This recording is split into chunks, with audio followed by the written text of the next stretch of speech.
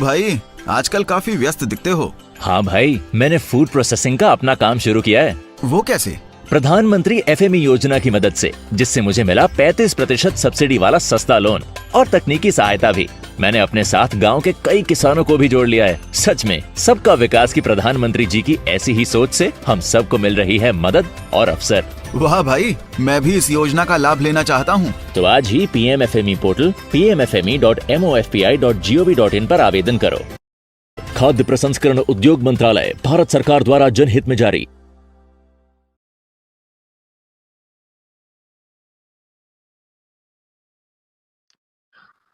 Very good morning to all. आप सभी का बहुत बहुत स्वागत है पीएमएफएमई अवेयरनेस सेशन में। This session will be an basically it is on Hindi language, but I'll begin with an mix of Hindi and English. I'll try to convey as much as possible in Hindi language, and I hope you understand that. So a very warm welcome. आप सभी का बहुत बहुत स्वागत है PMFME awareness session में, जो कि एफपीओस के लिए हो रहा है, एफपीसीज एफपीओस के लिए हो रहा है, specifically of Jammu and Kashmir and Ladakh.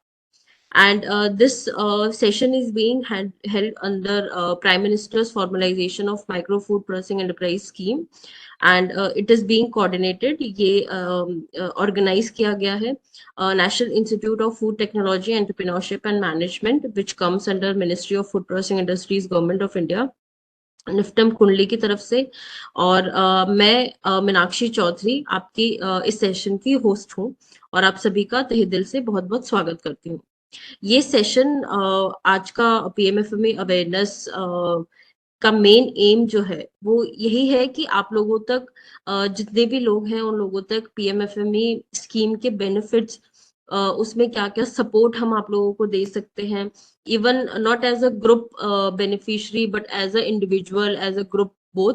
And our main aim is to aware you कि आप किस तरीके के फायदे उठा सकते हैं। ऐसी बहुत सारी स्कीम्स होती हैं जो कि लोगों तक नहीं पहुंच पाती हैं, लेकिन हम अपनी तरफ से बहुत कोशिश कर रहे हैं कि आपका जो भी बिजनेस है, या फिर अगर आप एज अ फार्मर आप कुछ शुरुआत करना चाहते हैं, अपना एक छोटा सा माइक्रो प्रोसेसिंग यूनिट डालना चाहते हैं, तो उसके लिए आपको भारत सरकार क्या क्या प्रोविधान देती है और किस तरीके से आपको सपोर्ट करती है। तो ये पूरा सेशन आज उसी के बारे में होने वाला है। और मैं स्वागत करना चाहूंगी हमारे एस्टीम्ड स्पीकर डॉक्टर दराक्शन मस्जिद madam. She is assistant professor at department of food technology, IUST Avantipura, and she is also a coordinator, Skill and Capacity Development Cell, CIED IUST Foundation. A very warm welcome, ma'am, and thank you for. जी, also I would like to welcome Dr. Munazza from SPMU team Jammu and Kashmir for joining this session, and to her whole team of SPMU. I hope they'll help and support in this session, and will answer every query of you all participants. A very warm welcome, Dr. Munazza, for joining this session. Also, I would like to tell you that this session is going to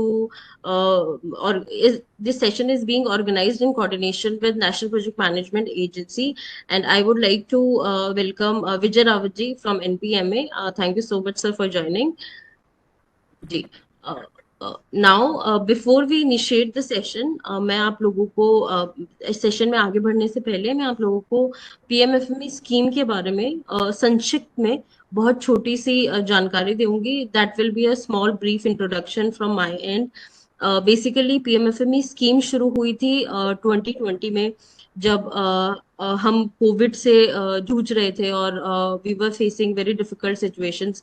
Bharat सरकार ने आत्मनिर्भर भारत अभियान के तहत states और UTs, जितने भी राज्य हैं और जितने भी यूनियन टेरिटरीज हैं, उनसे मिलके उनके पार्टनरशिप में ये सेंट्रली स्पॉन्सर्ड स्कीम शुरू की थी, जिसका नाम है पीएमएफएमई स्कीम।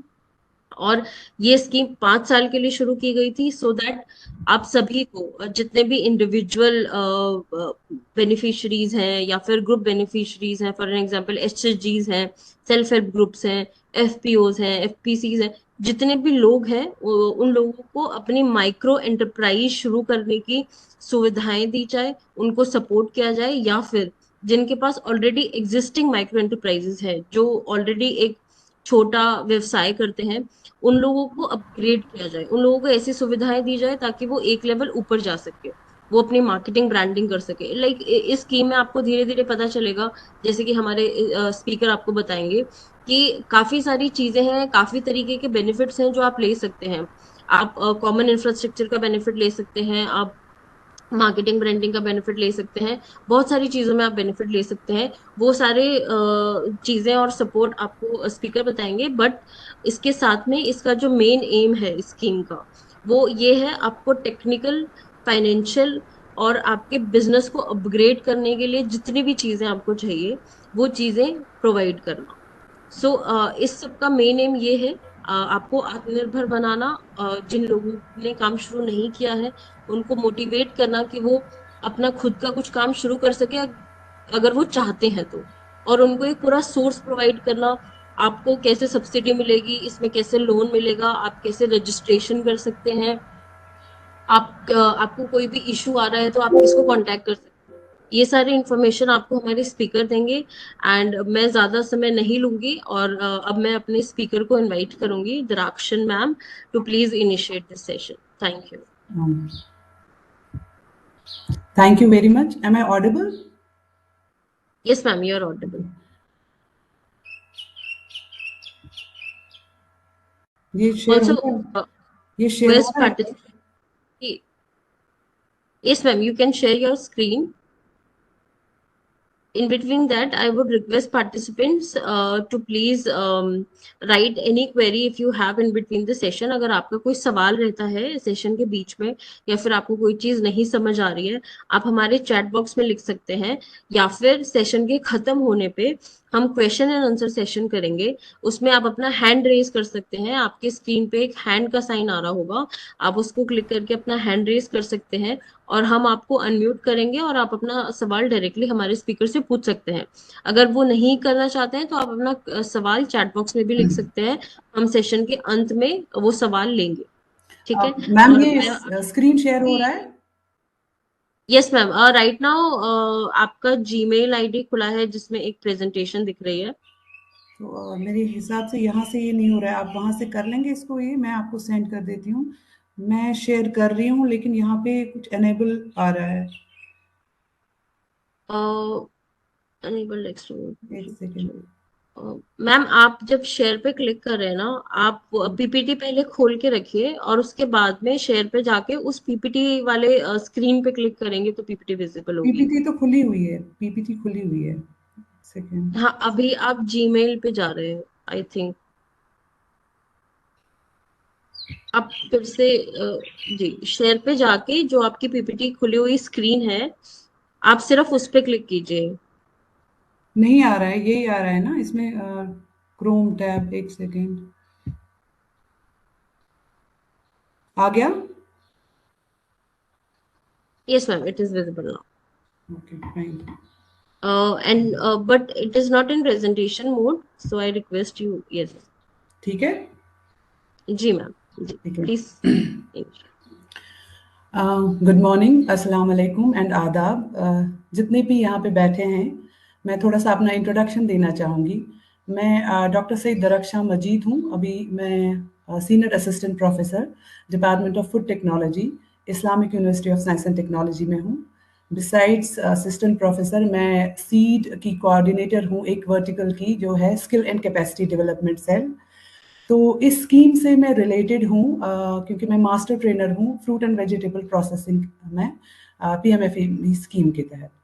तो फर्स्ट ऑफ ऑल मैं जो है एमओएफपीआई और निफ्टम और जो हमारी स्टेट नोडल एजेंसी है उनका शुक्रिया अदा करना चाहती हूँ कि उन्होंने मुझे इनवाइट किया इस अवेयरनेस प्रोग्राम के लिए, क्योंकि ये स्कीम जो है जो 3 साल पहले लॉन्च हुई है, सबके दिलों के बहुत क्लोज है।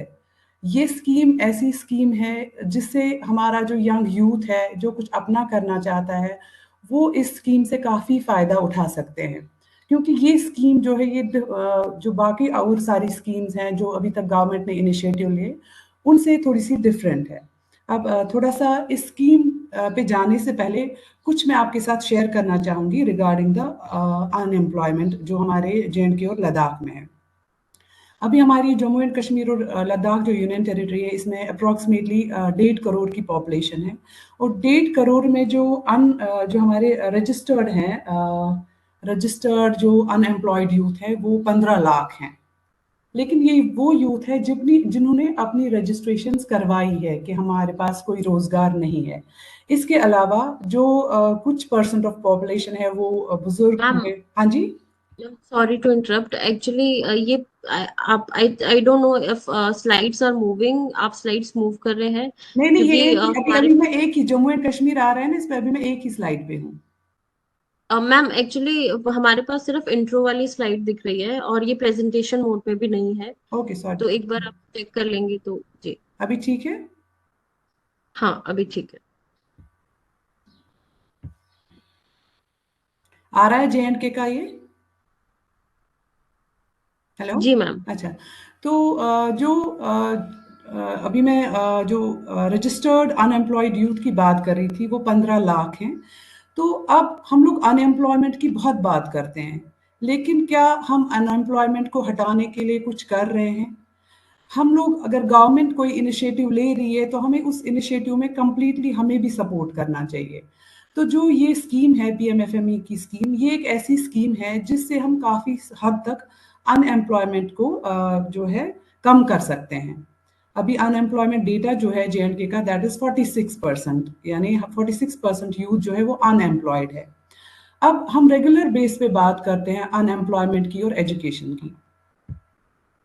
ये स्लाइड चेंज हो गया। हेलो। Yes ma'am. ओके। तो अगर मैं हम लोग बात करते हैं अनएम्प्लॉयमेंट की, अगर हम लोग एजुकेशन को रिलेट करेंगे अनएम्प्लॉयमेंट के साथ, तो जो हमारा एजुकेशन प्रोफाइल ऑफ जे&के है वो।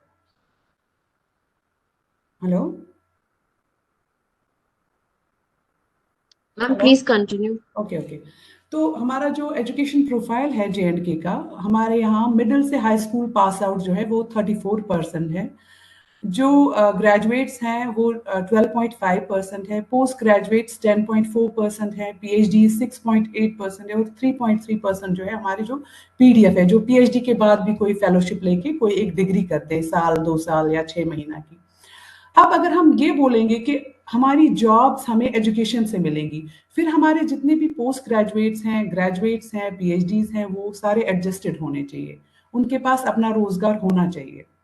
और जो हम अभी का सिनेरियो देख रहे हैं, हमारे पास जो जॉब्स हैं वो 5 to 10% है यहाँ पे। What about the 90%? यानी जो ये यूथ है, क्या इस यूथ को कंप्लीटली रिलाई होना चाहिए फॉर जॉब्स, या जो हमारे गवर्नमेंट जॉब्स हैं, या ये यूथ कुछ और भी कर सकता है कि अपने इस अनएम्प्लॉयमेंट को हटाने के लिए? तो मैं यहाँ पे आपको ये कहना चाहती हूँ कि अगर हमारी जो एजुकेशन है हमें जॉब्स प्रोवाइड कर लेते, फिर जो हमारे सारे पीएचडीज हैं, सारे पीडीएफ्स हैं, यह भी जॉब्स में होने चाहिए। अब यहाँ सबसे बड़ी बात क्या है कि यहाँ जो यूथ है, यूथ को अपना माइंडसेट चेंज करना है, इन द सेंस कि जैसे हम लोग सारे तो यहाँ जे&के की मैं बात करूंगी या ओवरऑल इंडिया, पूरे ग्लोब की बात करूंगी मैं, या पूरे वर्ल्ड की बात करूंगी। अभी तो एजुकेशन का सिस्टम है कि सारे जितने भी इस दुनिया में हैं, चाहे छोटे हैं, वो पढ़ रहे हैं। ऐसा बहुत बहुत कम जगह पे होता है कि जहाँ प्रॉपर एजुकेशन नहीं मिल रही है। लेकिन अपना रोजगार पाने के लिए जो यूथ है, यूथ में कुछ स्किल्स ऐसे आने चाहिए जो अपने आप में कुछ एंटरप्राइज खुद स्टार्ट कर सकें।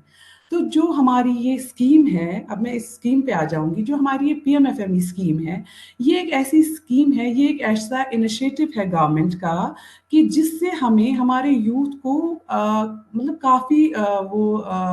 काफी बढ़ावा मिल सकता है अपना रोजगार कमाने के लिए।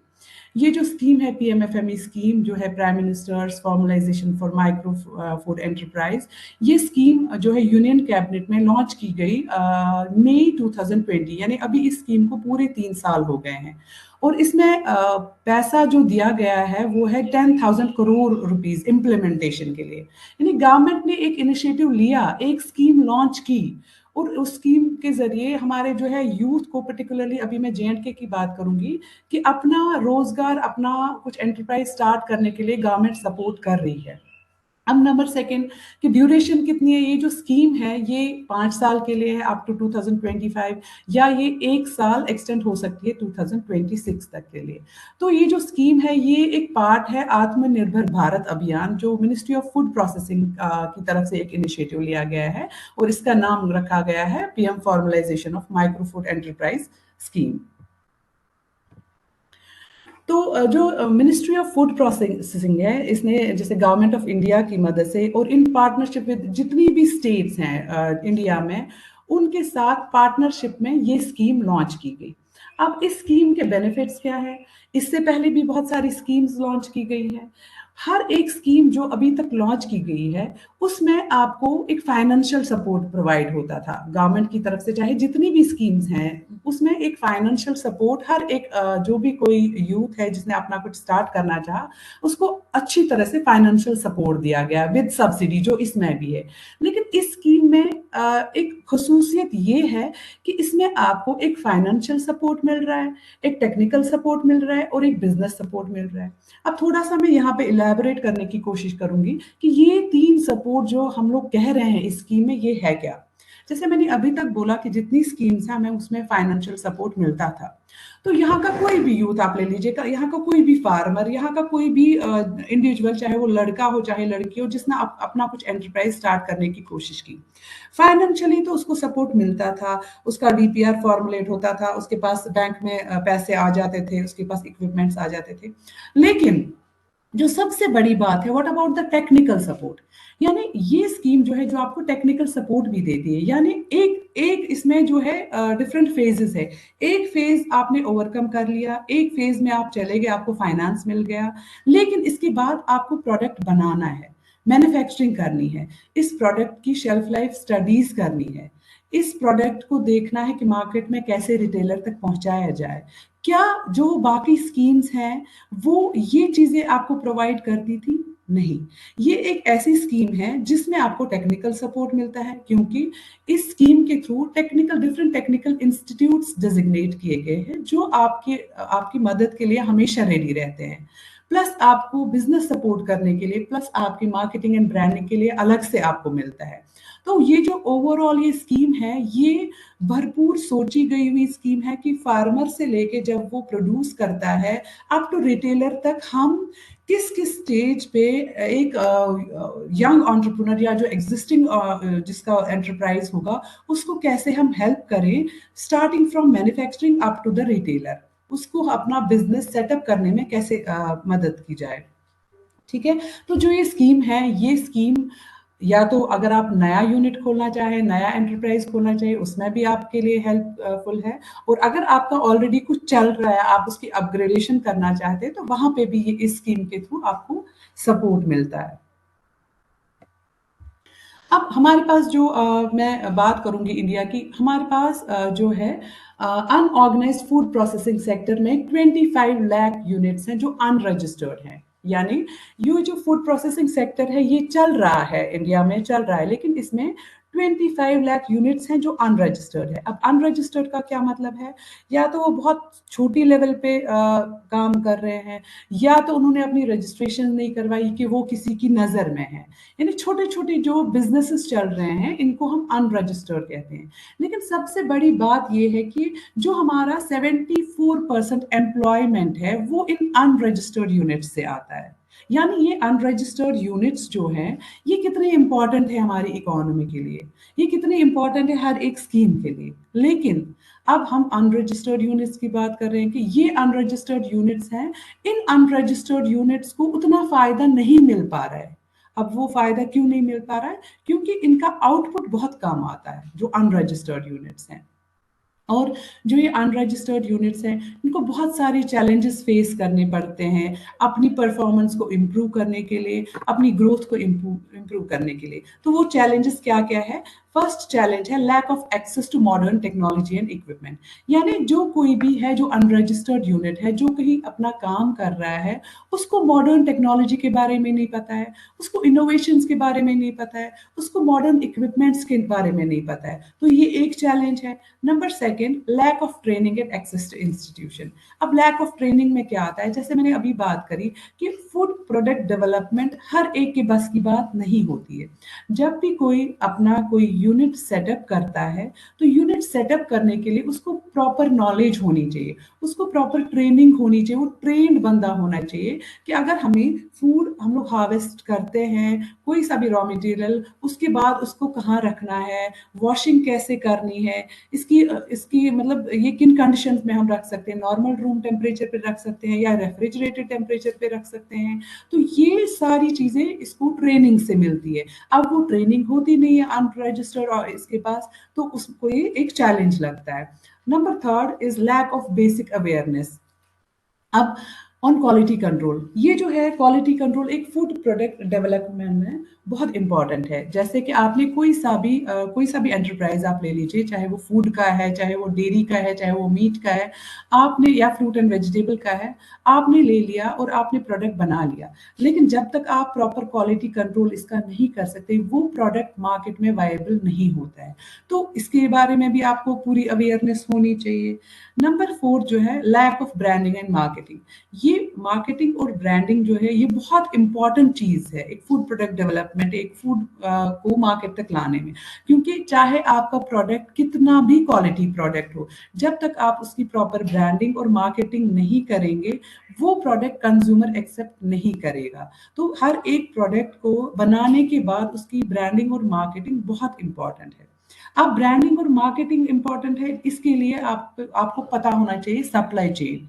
अब ये सप्लाई चेन क्या है? सप्लाई चेन है कि जब फार्मर एक फार्म से प्रोड्यूस कोई भी जो उसका रॉ मटेरियल है वो प्रोड्यूस करता है, अप टू द कंज्यूमर इसकी एक चेन रहती है कि मुझे उठाना है, फिर इसको प्रोसेस करना है, प्रोसेस करने के बाद इसमें थर्मल प्रोसेस होगी या इसको रेफ्रिजरेटेड कंडीशन में रखना है, फिर इसकी पैकिंग होगी, पैकिंग के बाद मार्केट में जाएगा, मार्केट में हम कितने दिनों तक रख सकते हैं। तो एक सप्लाई चेन बन जाती है।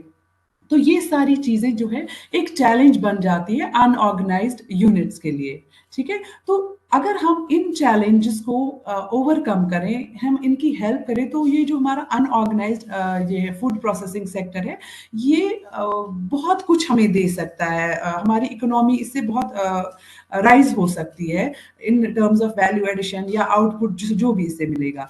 तो ये जो स्कीम है, ये स्कीम अनऑर्गेनाइज्ड सेक्टर को भी काफी तरीकों से हेल्प करती है, जो हमारी पीएमएफएमई स्कीम है। अभी थोड़ा सा जैसे हमारी होस्ट ने भी बताया, मैं भी बता रही हूँ कि ये स्कीम यूनियन जो है कैबिनेट में 20 मई को अप्रूव की गई। स्कीम गाइडलाइंस जून में अप्रूव हो गए।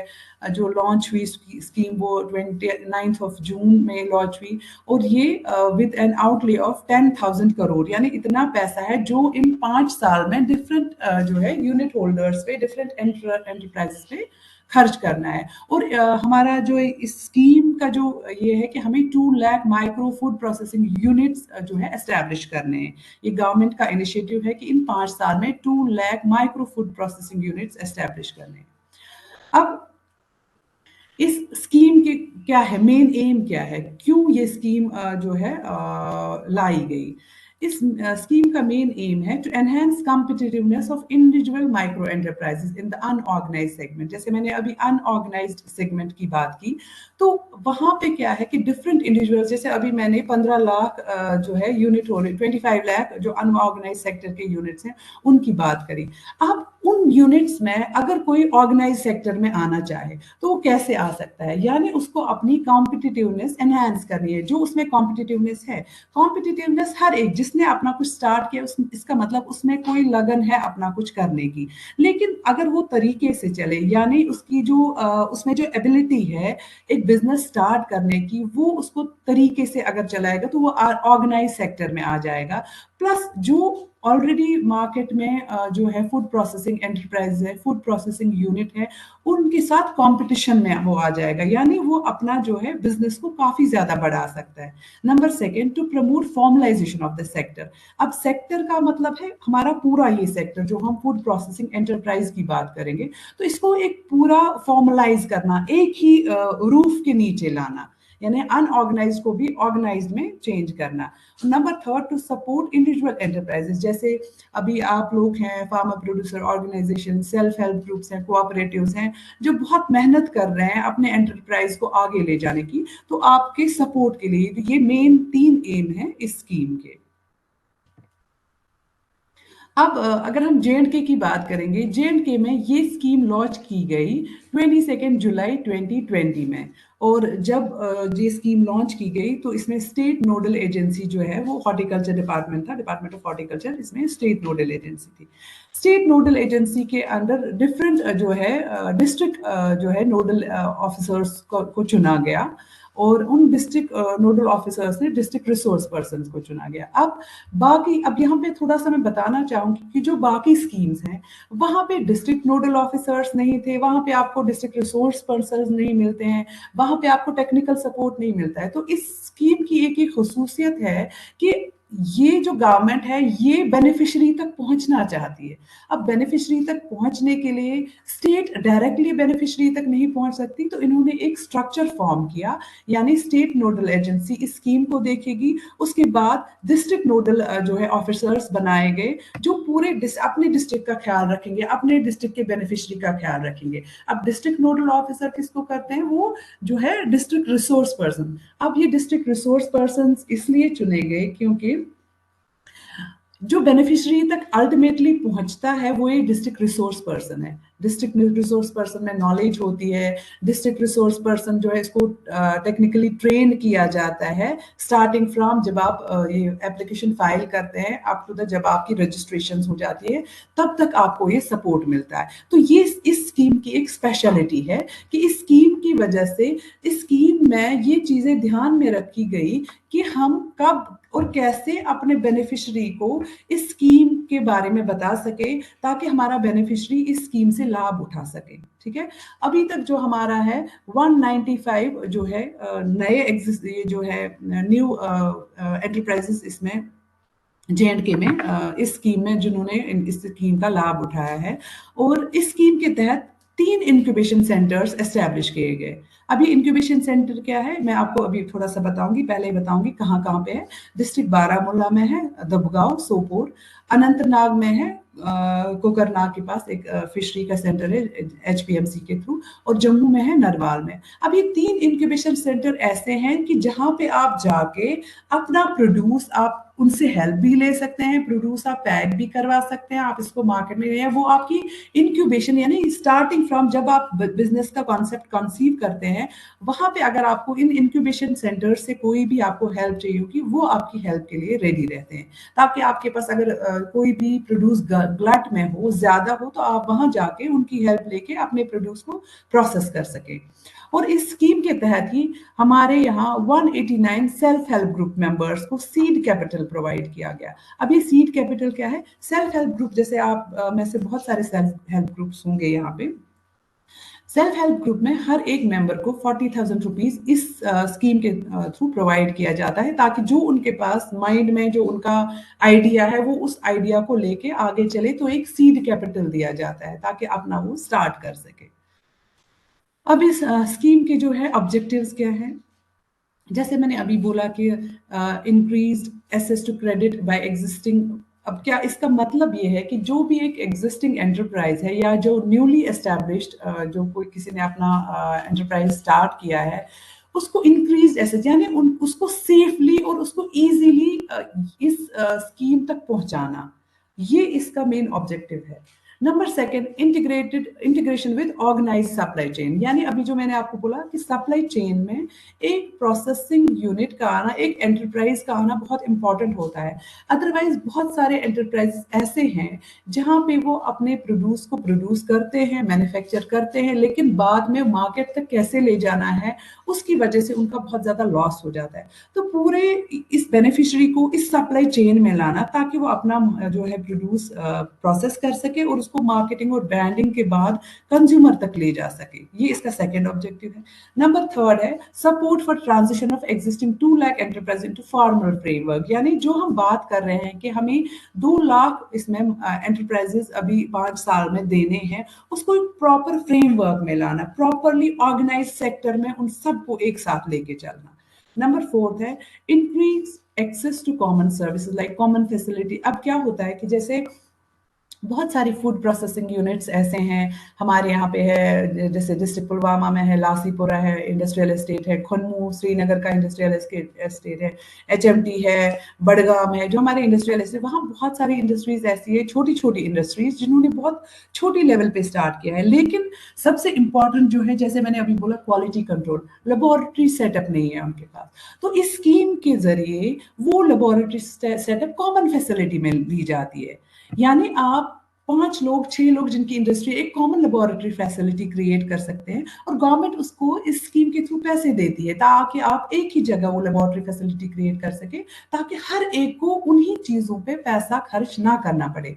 या स्टोरेज फैसिलिटी, आपने प्रॉपरली एक स्टोर कहीं पे हायर किया, 3-4 का वो एक जगह पे स्टोर होगा। या पैकेजिंग, मार्केटिंग, जैसे आप लोग, जैसे एप्पल की अगर हम बात करेंगे उसमें ग्रेडिंग है या पूरा पैकेजिंग यूनिट अलग अलग आता है। अब हर एक ग्रोवर तो ये पैकेजिंग यूनिट लगा नहीं सकता, तो एक ऑर्चर्ड में एक पैकेजिंग यूनिट लगा लिया, एक ग्रेडिंग यूनिट लगा लिया, और उससे 10 फार्मर्स को या 10 जो प्रोड्यूसर्स हैं उनको फायदा हो सके।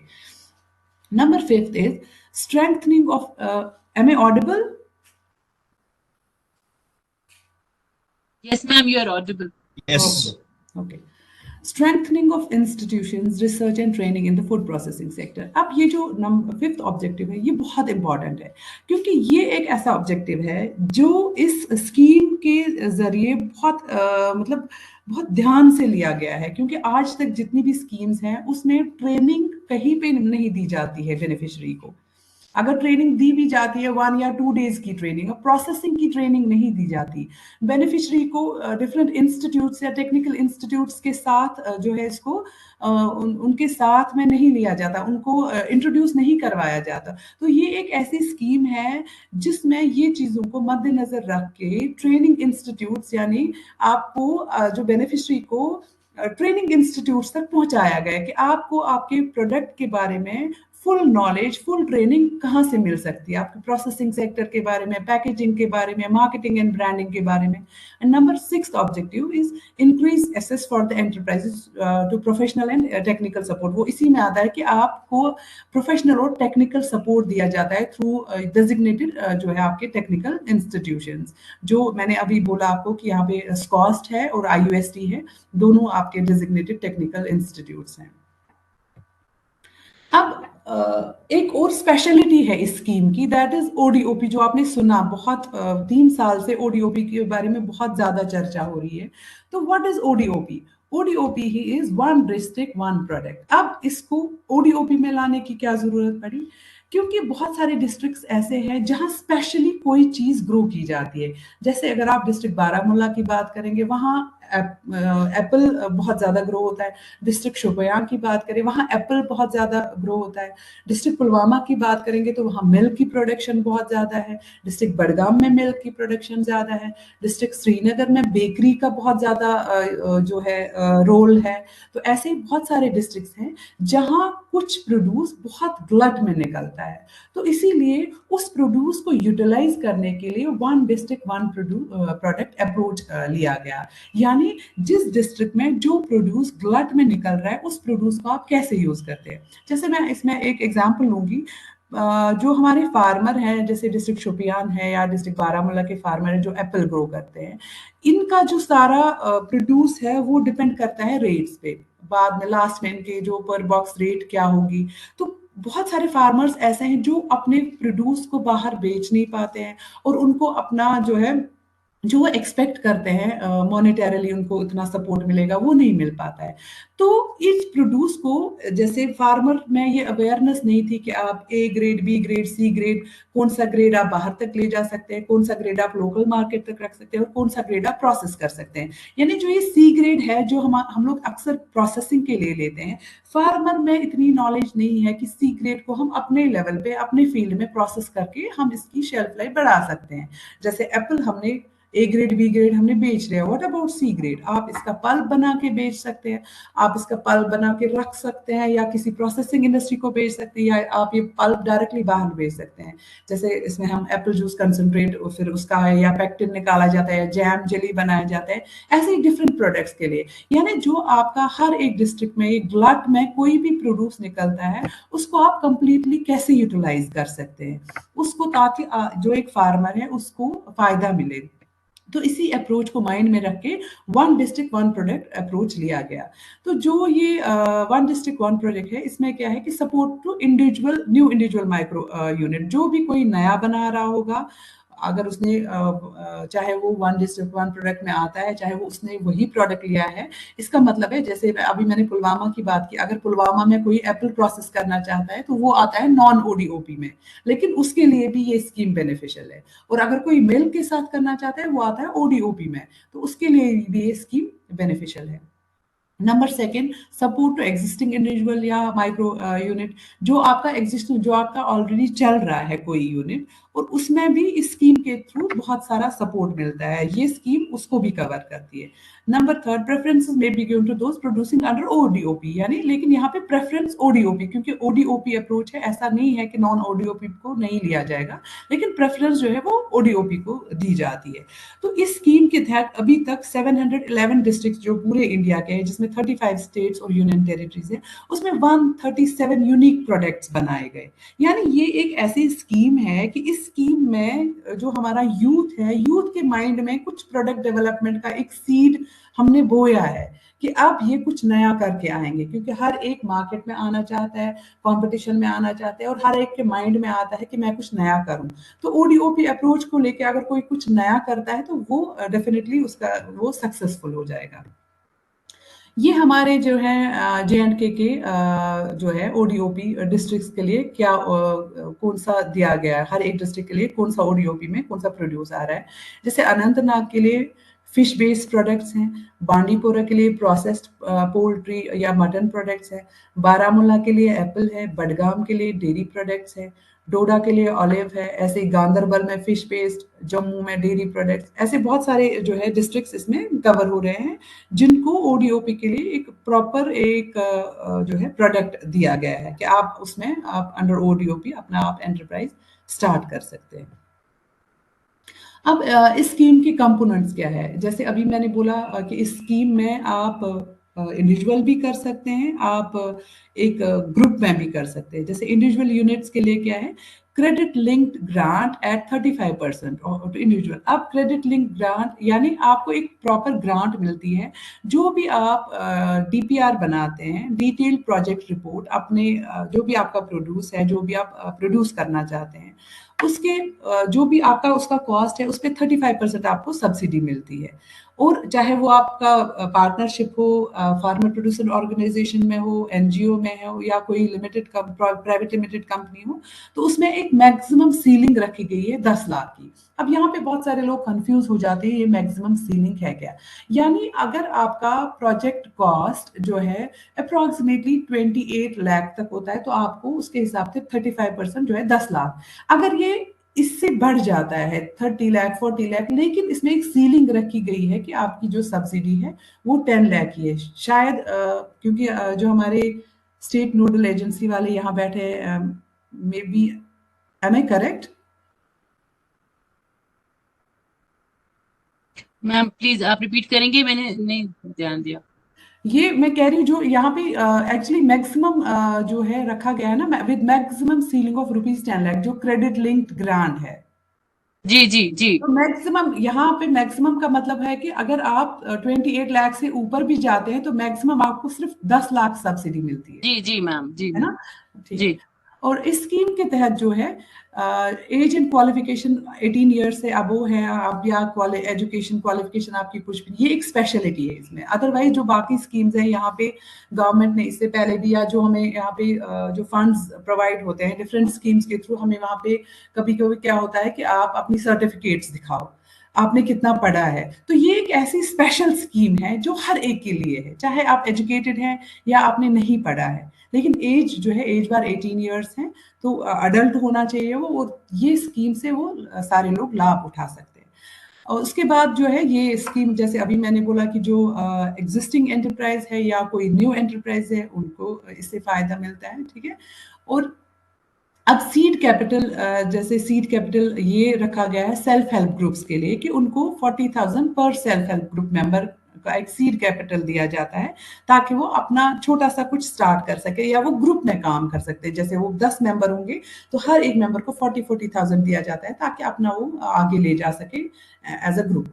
एक और स्पेशलिटी जो मैंने इससे पहले भी बोली, मार्केटिंग एंड ब्रांडिंग, क्योंकि जो ये मार्केटिंग एंड ब्रांडिंग है ये बहुत इंपॉर्टेंट है एक किसी भी फूड प्रोडक्ट को जो है कि सक्सेस होने के लिए। क्योंकि अगर आपका प्रोडक्ट कितना भी क्वालिटी प्रोडक्ट है, आपने उसके सारे पैरामीटर्स चेक करवाए हैं, आपने starting from the raw material और अप टू द प्रोसेसिंग आपने बिल्कुल ध्यान दिया है, लेकिन अगर आपने मार्केटिंग और ब्रांडिंग आपकी सही नहीं है, आपका प्रोडक्ट जो है कंज्यूमर के लिए एक्सेप्टेबल नहीं होगा। क्योंकि आजकल आप जिस चीज़ की भी जितनी मार्केटिंग होगी, हाँ क्वालिटी कंट्रोल या जो क्वालिटी है किसी प्रोडक्ट की वो बहुत इंपॉर्टेंट है, लेकिन अगर आप उसको अच्छी तरह से मार्केट में नहीं लाए, अच्छी तरह से आपने उसका ब्रांड डेवलप नहीं किया, तो उसमें जो है एक फूड बिजनेस जो मैन्युफैक्चरर है उसको थोड़ा सा घाटा हो जाता है। तो मार्केटिंग एंड ब्रांडिंग के लिए ये इस स्कीम में एक स्पेशलिटी है कि इसमें आपको 50% जो है ओडीओपी और नॉन ओडीओपी के लिए गवर्नमेंट की तरफ से ग्रांट मिलता है। 50% आपको खुद ये करना पड़ता है और 50%, और ये एक ऐसी स्कीम है जिसमें 50% मार्केटिंग और ब्रांडिंग के लिए आपको ग्रांट मिलता है।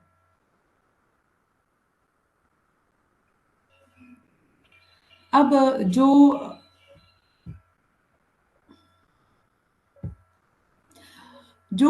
इसमें जो इस स्कीम में हमें जहाँ से पैसा आता है, नोडल बैंक इसका है यूनियन बैंक ऑफ इंडिया, जो सेंट्रल लेवल पे जो डिसबर्समेंट होता है वो यूनियन बैंक ऑफ इंडिया से। फिर उसके बाद एमओयूज साइन किए गए हैं डिफरेंट बैंक से, जो आपकी स्टेट में या जो आपके डिस्ट्रिक्ट में अपना कोई बैंक होगा तो उसके साथ फिर ये पैसा डिसबर्स किया जाता है। सेंटर से स्टेट को होता है और स्टेट से फिर नोडल बैंक जो भी आपका होगा जहाँ पे जो है लोन सैंक्शन होता है। और जो इस स्कीम की एक स्पेशलिटी ये है कि बेनिफिशियरी अपने हिसाब से कोई भी बैंक चूज कर सकता है अपने क्रेडिट लिंक्ड लोन एप्लीकेशन के लिए। अब अभी तक तो हमने इन स्कीम के बारे में बात की। अब इस स्कीम में मैंने सबसे पहले बोला गया कि इसमें स्कीम में आपको एक ट्रेन्ड पर्सन आपकी हेल्प करता है। वो ट्रेन्ड पर्सन कौन है? District resource person. ये डिस्ट्रिक्ट रिसोर्स पर्सन जो है इसको ट्रेनिंग दी जाती है पहले मास्टर ट्रेनर से या स्टेट नोडल एजेंसी से, ताकि डिस्ट्रिक्ट रिसोर्स पर्सन जो है वो आपकी सारी हैंड होल्डिंग में हेल्प करता है। हैंड होल्डिंग में क्या?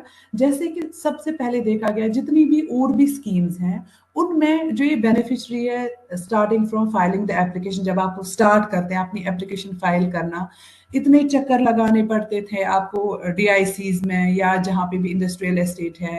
अब आपको ये जो आपको प्रोजेक्ट रिपोर्ट है वो बनाने में आपको हेल्प लेनी पड़ती है। यहाँ इस स्कीम की स्पेशलिटी ये है कि आपको एक डिस्ट्रिक्ट रिसोर्स पर्सन यही से प्रोवाइड किया गया है। यानी आपको जितना भी डिस्कस करना है, आपको जितना भी जो भी आपको टेक्निकल सपोर्ट चाहिए वो आपको डीआरपी अपने डिस्ट्रिक्ट में ही प्रोवाइड करता है। ठीक है, तो ये डिस्ट्रिक्ट रिसोर्स पर्सन कौन हो सकता है? ये डिस्ट्रिक्ट रिसोर्स पर्सन हायर किए गए, ये कोई भी ऑफिशियल हो सकता है, रिटायर्ड ऑफिशियल, कोई बैंक ऑफिशियल या कोई भी एजेंट जो कहीं काम ना कर रहा हो या कहीं पे पार्ट टाइम काम कर रहा है, तो ये डिस्ट्रिक्ट रिसोर्स पर्सन चुने गए थ्रू स्टेट नोडल एजेंसी। इनका प्रॉपर इंटरव्यू लिया जाता है ताकि इनको प्रॉपर नॉलेज हो कि बेनिफिशियरी को क्या क्या चीजें चाहिए, किस लेवल पे चाहिए, और वो आप तक पूरी वो नॉलेज पहुंचा सके। ठीक है, तो जो ये डीआरपी है ये सपोर्ट करता है कहाँ से? Filing of application. जब आप एप्लीकेशन फाइल करना स्टार्ट करते हैं, फिर उसकी स्क्रूटनाइज हो जाती है, फिर ये रिकमेंडेशन के लिए चला जाता है डिस्ट्रिक्ट नोडल ऑफिसर को, और फिर बैंक लोन सैंक्शन होने तक जो है, इनफैक्ट जो उसमें यूनिट फिर सेटअप हो जाता है, फिर उसकी रजिस्ट्रेशन हो जाती है, तब तक आपका डिस्ट्रिक्ट रिसोर्स पर्सन आपके साथ रहता है। यानी गवर्नमेंट ने इस स्कीम के थ्रू एक इनिशिएटिव लिया है, आपको डिस्ट्रिक्ट रिसोर्स पर्सन साथ दिया गया है, आपका जो है जो एप्लीकेशन फाइल करने से जब तक कि आप अपना यूनिट सेटअप करते हैं, तब तक आपके पास वो कंप्लीटली वो सपोर्ट रहता है, आपको और कहीं जाने की जरूरत नहीं पड़ती है। डीआरपी जो है वो सब कुछ खुद देख लेता है। ठीक है, अब या तो आप अपने डीआरपी से हेल्प ले सकते हैं, या आप किसी भी डिस्ट्रिक्ट के किसी भी डीआरपी से हेल्प ले सकते हैं। ऐसा कुछ नहीं है कि आपके डिस्ट्रिक्ट में एक डीआरपी है तो आप सिर्फ उससे हेल्प लेंगे। अब ये रोल ऑफ डीआरपी क्या है, ये मैंने आपको अभी बताया कि जो ये डीआरपी है, ये स्टार्टिंग फ्रॉम द फाइल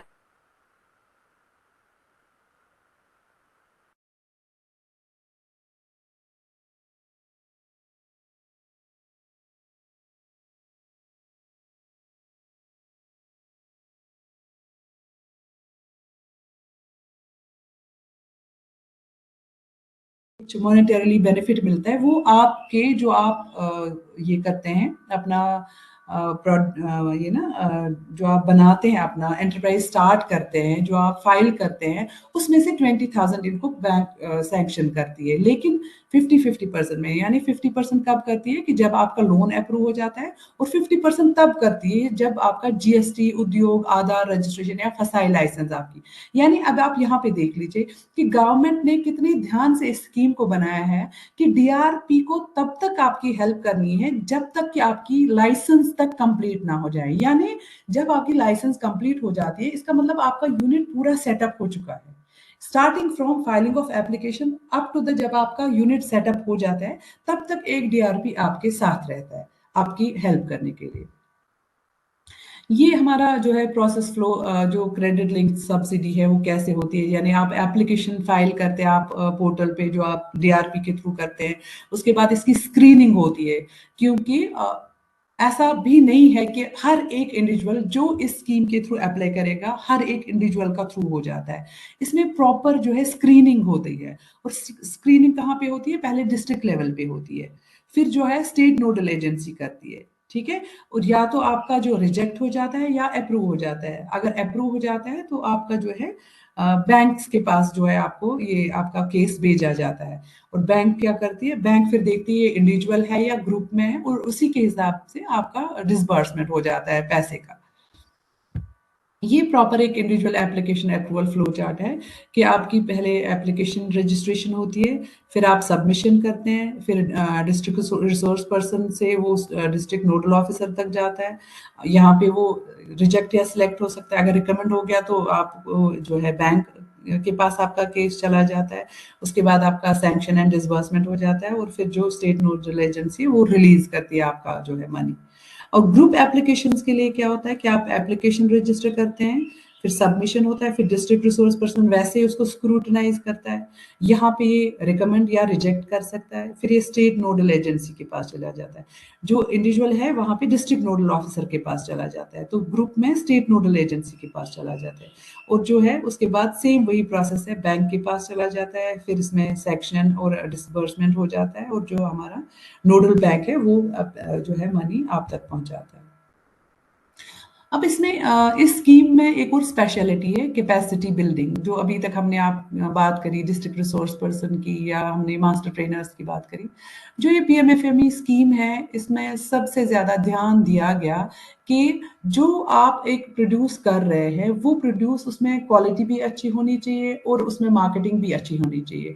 और उसमें सबसे पहले आप टारगेट कर रहे हैं एक फार्मर को, कि फार्मर अपने प्रोड्यूस को कैसे प्रोड्यूस करता है, कैसे प्रोसेस करता है, और लास्ट में इसको ये कैसे रिटेल मार्केट तक ले जाता है। ठीक है, तो इस स्कीम के जो अंदर है इसमें जो मेजर कंपोनेंट्स है कैपेसिटी बिल्डिंग, वो है एंटरप्रेन्योरशिप डेवलपमेंट प्रोग्राम्स, या ट्रेनिंग, या जो भी आपका प्रोडक्ट डोमेन ट्रेनिंग है, ये थ्रू मास्टर ट्रेनर्स किया गया।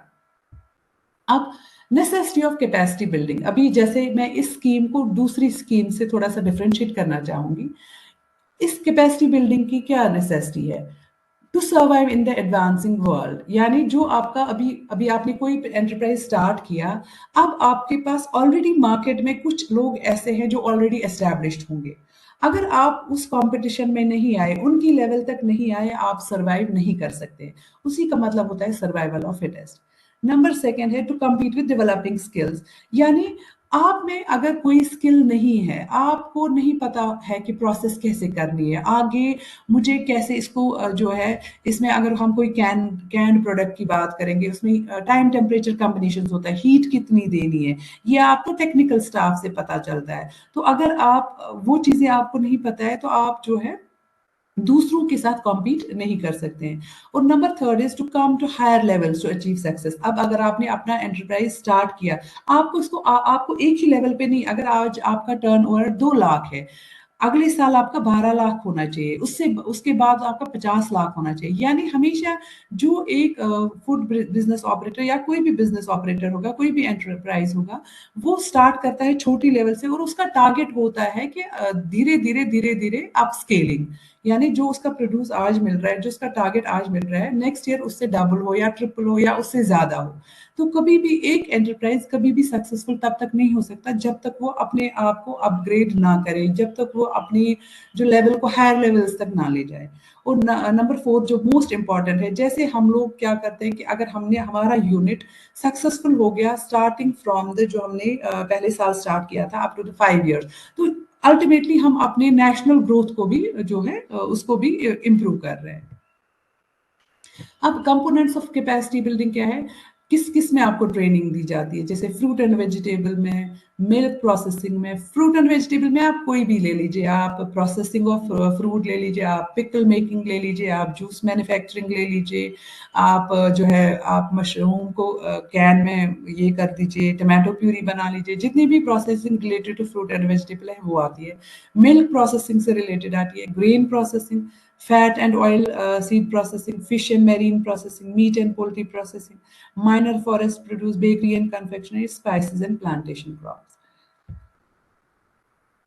जो ये डीआरपी की बात करी थी मैंने, डीआरपी को मैंने आपको बोला कि इसको जो है डिस्ट्रिक्ट रिसोर्स पर्सन को इसको डिफरेंट फील्ड्स में ट्रेन किया जाता है, इसको प्रोडक्ट डेवलपमेंट में ट्रेन किया जाता है, इसको एंटरप्रेन्योरशिप डेवलपमेंट के लिए बोला जाता है, या इसको कोई प्रोडक्ट स्पेसिफिक जो हमने ओडीओपी की बात करी उसके रिलेटेड इसको ट्रेन किया जाता है। ये अब डीआरपी की जो ट्रेनिंग है वो कैसे होती है, एमओएफपीआई की जो है ट्रेनिंग, एमओएफपीआई ट्रेन करता है मास्टर ट्रेनर को, मास्टर ट्रेनर ट्रेन करता है डीआरपी को, और डीआरपी जो है वो बेनिफिशियरी तक जो है ये ले जाता है। और जो जैसे हमारे जो मास्टर ट्रेनर की बात करी मैंने ना, मास्टर ट्रेनर को ट्रेन करता है नेशनल इंस्टीट्यूट्स। जैसे हम लोग मास्टर ट्रेनर है तो हमें आईआईएफपीटी से या निफ्टम से ट्रेन किया जाता है, और हमारा फिर रोल रहता है यहाँ पे डीआरपीस को ट्रेन करना। जैसे अभी इस्लामिक यूनिवर्सिटी ने 2-3 ट्रेनिंग्स करवाई है, एज हम लोग यहाँ 2-3 मास्टर ट्रेनर्स हैं, फ्रूट एंड वेजिटेबल के लिए डिफरेंट डीआरपीस को ट्रेन किया गया ताकि वो बेनिफिशरी तक जाए, बेनिफिशरी तक अपना जो है हैंड होल्डिंग सपोर्ट उनको दिया जाए। ठीक है, तो या आपको जो एंटरप्रेन्योरशिप डेवलपमेंट प्रोग्राम या प्रोडक्ट स्पेसिफिक प्रोग्राम है उसमें नेशनल इंस्टीट्यूट ही मास्टर ट्रेनर को ट्रेन करते हैं, या डिस्ट्रिक्ट लेवल ट्रेनर बनाए जाते हैं, और जो डिस्ट्रिक्ट लेवल ट्रेनर्स है वो फिर बेनिफिशरीज को ट्रेन करते हैं। अब आपके माइंड में आया होगा, अभी मैंने ऊपर बताया कि किस किस फील्ड में आपको यहाँ ट्रेन कर सकते हैं अंडर दिस स्कीम। कुछ एक्टिविटीज ऐसी हैं जो इस फील्ड में नहीं आती है, जैसे milling of cereals, wheat rice, जो आप इनकी मिलिंग करते हैं वो इसमें नहीं आती है।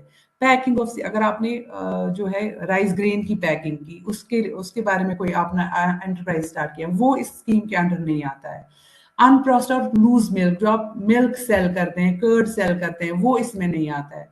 Sorting, grading, washing and trading of agri produce, या एप्पल की आप सॉर्टिंग, ग्रेडिंग, या जो हमारा जो यहाँ पे फार्मर जो हमारा जो एप्पल प्रोड्यूस करता है, अगर सॉर्टिंग, ग्रेडिंग, वॉशिंग करके वो अपने इसमें प्रोडक्ट को उनमें पैक्स में ये करता है, बेचता है, तो वो इसमें नहीं आता है। कैंटीन, ग्रोसरी, होटल या टिफिन सर्विस जो आजकल या रेस्टोरेंट में चलते हैं, वो इस स्कीम के अंडर कवर नहीं होता है।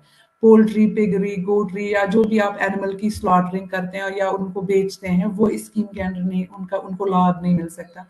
Trading and selling of fish, cut meat, chicken, उनको इस जो है स्कीम से लाभ नहीं मिल सकता।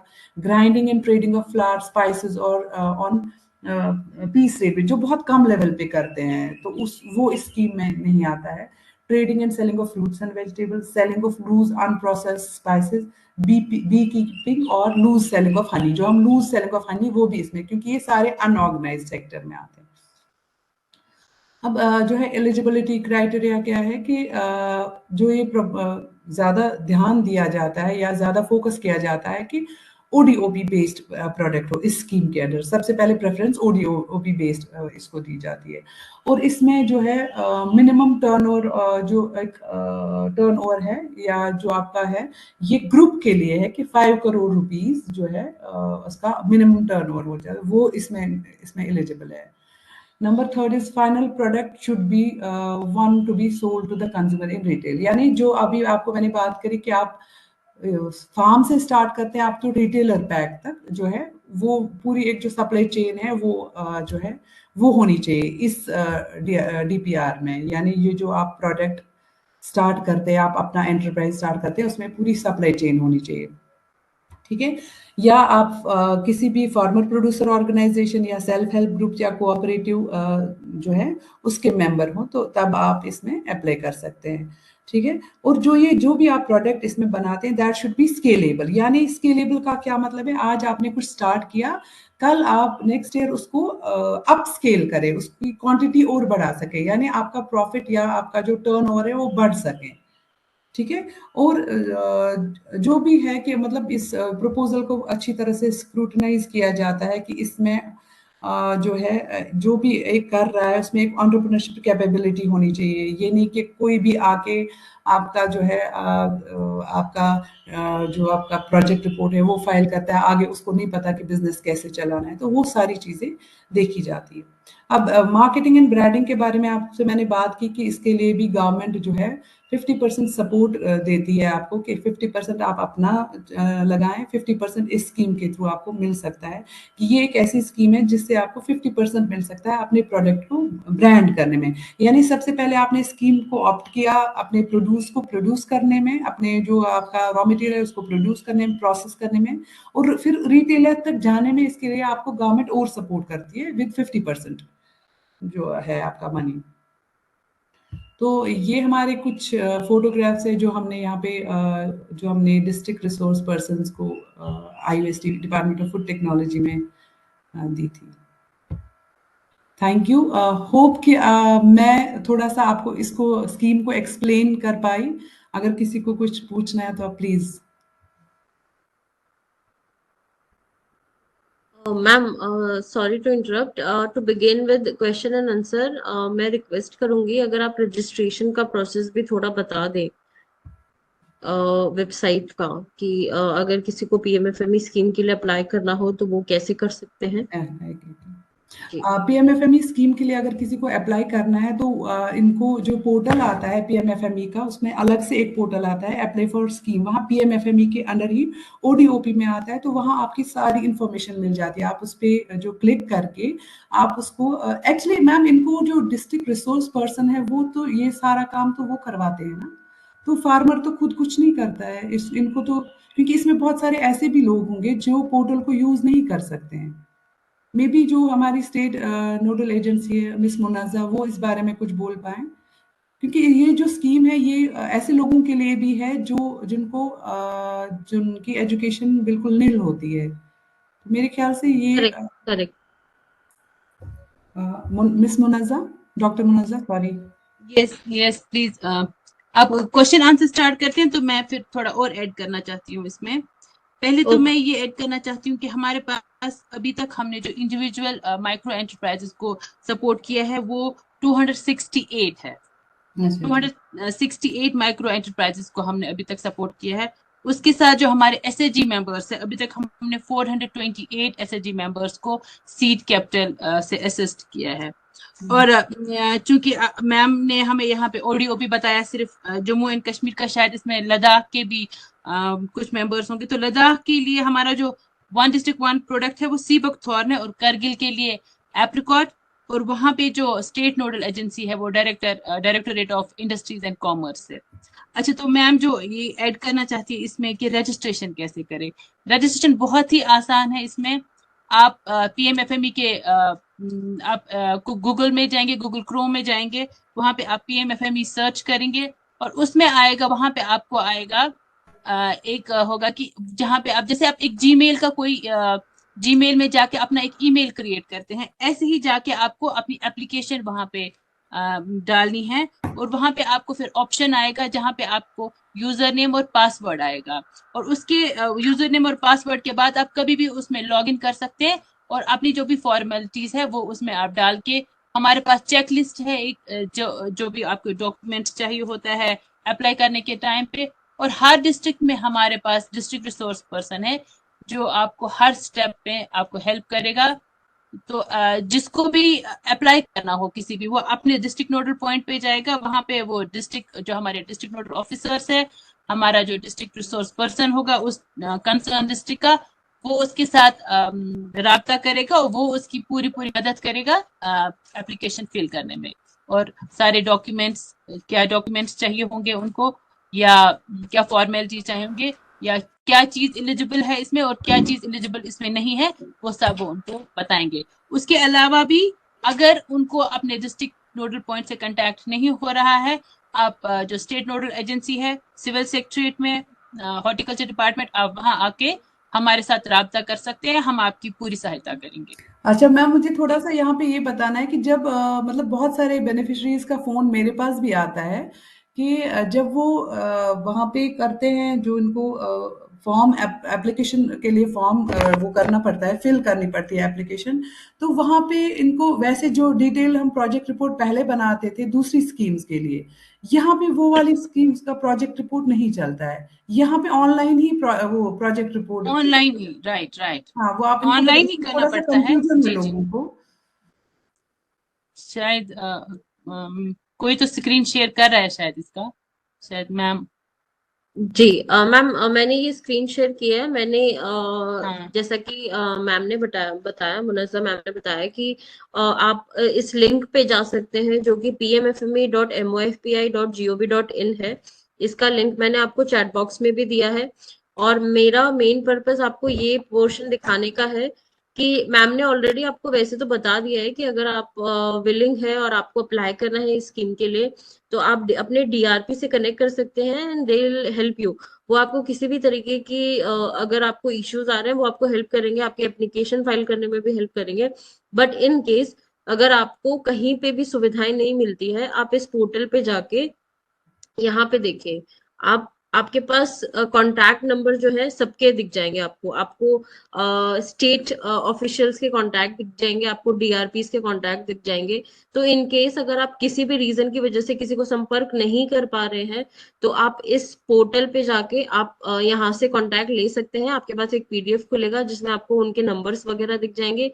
इसी के साथ ये हेल्पलाइन नंबर है जो कि मैं चैट बॉक्स में भी डाल दूंगी, और इस हेल्पलाइन नंबर पे अगर आपकी कोई भी क्वेरी है और आप जैसे कि आप अगर इन यहाँ पे भी अगर आपको रिलेवेंट कोई कांटेक्ट नंबर नहीं मिल रहा है, तो आप इस हेल्पलाइन नंबर पे कभी भी कॉल कर सकते हैं। दूसरा, मैम ने जो बताया कि आपको अप्लाई करना होगा तो आपको एप्लीकेशन फिल करनी होगी। ये एप्लीकेशन आपको यहाँ से फिल करनी होगी, आपको साइन अप में जाना होगा। अगर आप ऑलरेडी कर चुके हैं तो फिर आप यहाँ पे अपना यूजर आईडी और पासवर्ड डाल के इनिशिएट कर सकते हैं। अब इसके लिए क्या क्या डॉक्यूमेंट्स रिक्वायर्ड है, उसके लिए आपको डीआरपीज पूरी हेल्प करेंगे, आपको पूरे अच्छे से समझाएंगे कि आपको अपनी प्रोजेक्ट रिपोर्ट या फिर जो भी रिक्वायर्ड डॉक्यूमेंटेशन है वो कैसे क्या क्या सबमिट करना है, सो दैट आपकी एप्लीकेशन और आपका जो लोन है वो सैंक्शन हो सके बैंक से। मैम यहाँ पे मैं थोड़ा सा ऐड करना चाहूंगी, सॉरी मैं ज्यादा टाइम तो नहीं ले रही। नहीं नहीं मैम, प्लीज कंटिन्यू। मैं एक रिक्वेस्ट करना चाहती हूँ जितने भी पार्टिसिपेट्स यहाँ पे हैं कि आप ट्रेनिंग्स में पार्टिसिपेट कर लें, क्योंकि क्या होता है कि जब हम ट्रेनिंग का कोई बताते हैं तो ट्रेनिंग में कोई आता नहीं है। इनको लगता है कि शायद ये इम्पोर्टेंट नहीं है, लेकिन जितने भी लोग ट्रेनिंग करके गए, चाहे वो किसी भी ऑर्गेनाइजेशन से ट्रेनिंग ले ले, उससे बहुत फायदा मिलता है, उससे एक वे खुल जाती है इनके लिए कि आगे क्या करना है। तो ट्रेनिंग्स या अवेयरनेस प्रोग्राम से ये जरूरी आप लोग अटेंड करें, इससे काफी ज्यादा फायदा मिलता है और ये इससे ये स्कीम जो है पूरी समझ आती है। अदरवाइज बहुत सारे लोग जो है कंफ्यूज हो जाते हैं कि अब मैंने किया इसके बाद क्या।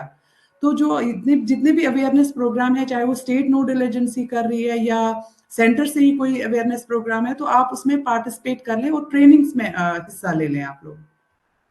Correct correct.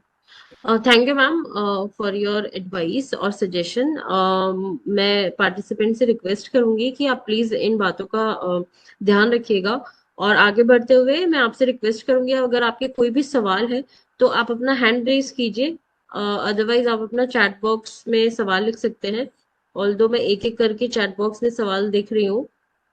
In the mean time अगर किसी का कोई सवाल है वो आप डायरेक्टली पूछ सकते हैं। आप अपना हैंड रेज कीजिए सो दैट मैं आपके माइक को अनम्यूट कर सकूं और आप अपना सवाल डायरेक्टली पूछ सकें।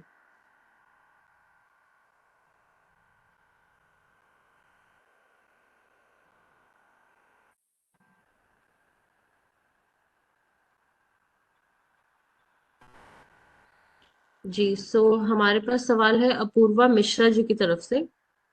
टाइमलाइन है या थ्रू आउट द ईयर हम कभी भी इस पे अप्लाई कर सकते हैं एंड सर्विसेज अभी अवेल कर सकते हैं? जी, थ्रू आउट द ईयर आप इस पे अप्लाई कर सकते थ्रू आउट द ईयर है? हैं। जी जी ओके, बिल्कुल। Thank you ma'am. 24 hours 7 days week 12 months okay ma'am, आप कभी भी कर सकते thank you Apoorva ji. If there is any other question from participant, आप लोगों में से किसी का कोई और सवाल है प्लीज अपना हैंड रेज कीजिए। जी, we have question from Vikrant Dogra.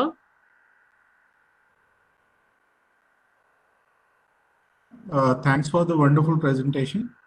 मैंने चैट बॉक्स में भी 2 क्वायरीज डाली हैं because we are the CBPO और हमारे यहाँ पे ऑलरेडी 15 एफपीओज को हमने क्रिएट किया है। सो हमारी जो क्वायरी थी कि if FPO becomes N applicant तो जो 5 करोड़ रुपया टर्नओवर का राइडर है, क्योंकि अभी टॉडलर स्टेज पे हैं, कोई 6 महीने 12 महीने पुरानी एफपीओज हैं, तो इतनी टर्नओवर उनसे एक्सपेक्ट नहीं की जा सकती। तो इसके लिए वे आउट क्या है? और दूसरा मैम, जो आपने फर्स्ट में स्लाइड में दिया था कि कॉमन इंक्यूबेशन सेंटर, तो वो आई थिंक वो 100% ग्रांट इन एड पे जम्मू में भी था, जिसमें बेकरी और दूध और आई थिंक फूड ग्रेडिंग का था, लेकिन डिपार्टमेंट ने उसे आउटसोर्स किया है आफ्टर कॉलिंग फॉर बिड्स। तो हमारी एफपीओज हैं तो वो कॉमन ऑब्जेक्टिव के साथ हम उसे यूज कर सकते हैं, नहीं कर सकते, तो उसमें थोड़ी क्लैरिटी करनी है। जी बिल्कुल। आप वो एक सर्विस है जो कोई भी यूज कर सकता है। आप वहां जाएंगे, अपना जो भी आपको प्रोसेसिंग करवानी हो अपने प्रोडक्ट की वो वहां पे हो जाएगी। वो आपको चार्ज बेसिस पे, ठीक है। और उसका मेन मकसद ये भी है कि हम ट्रेनिंग दें, जो भी हमारे एफपीओस है या इंडिविजुअल है जो भी उस एरिया के फूड प्रोसेसिंग के साथ जो भी जुड़े हुए हैं, उनकी वहाँ अच्छे से ट्रेनिंग हो, क्योंकि वो एक मॉडल प्लांट होगा सबके लिए। जिसको भी अपना एक प्रोसेसिंग यूनिट शुरू करना है तो वो जो कॉमन इंक्यूबेशन सेंटर उनके लिए एक मॉडल यूनिट होगा। वहां जाके वो ट्रेनिंग भी ले सकते हैं और अपने जो प्रोडक्ट की प्रोसेसिंग भी करवा सकते हैं चार्ज बेसिस पे।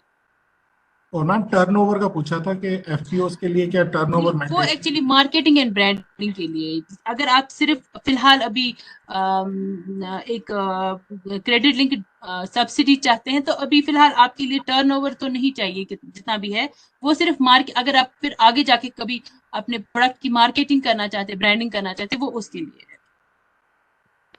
Thank you.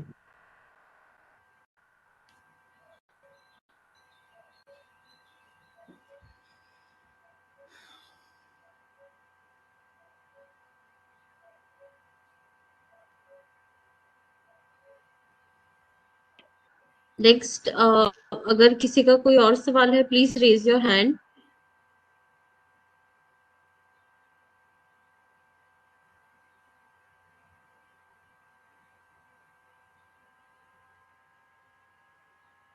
आमिर साहब ने पीडीएफ के लिए मांगा है। ये जो भी इंफॉर्मेशन अभी तक आपको मिल रही है ये सारी वेबसाइट पे है पीएमएफएमई की, वहां से आप कोई भी इंफॉर्मेशन ले सकते हैं।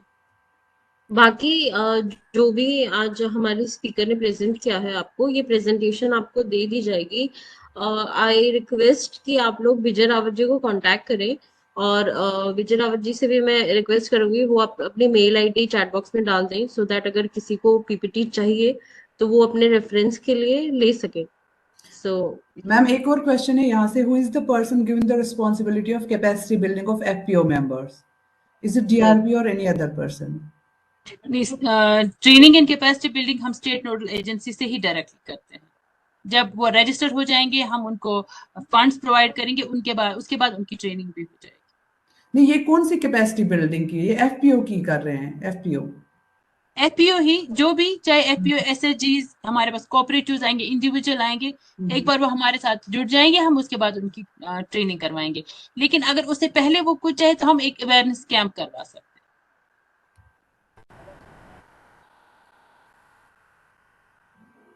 करेक्ट। सो अभी चैट बॉक्स में मैं कोई और सवाल नहीं देख पा रही हूँ। मैं क्योंकि अभी हमारे स्पीकर्स हम लोगों के साथ जुड़े हुए हैं, तो आपके जितने भी डाउट्स हैं या आपके जितने भी सवाल हैं वो बहुत अच्छे से इनका आंसर दे सकते हैं। और आपके query like I don't want, मैं नहीं चाहती हूँ कि being a host of this session आपका अगर कोई भी डाउट है तो आप वो डाउट लेके चले जाएं आज इस सेशन से। आई वांट कि आपको जितना बेनिफिट हो सकता है, जितना आप गेन कर सकते हैं, वो आप इस सेशन से करें। और आपके जो भी डाउट्स है या फिर आपका कुछ छोटा सा भी कोई इन्फॉर्मेशन आपको चाहिए तो आप पूछ सकते हैं। तो मैं रिक्वेस्ट करूंगी आप अपना प्लीज सवाल पूछे। ओके, हमारे पास रिक्वेस्ट आई है सलीफ बिन सुल्तान जी की तरफ से। सर प्लीज अपना माइक अनम्यूट कीजिए। और जी,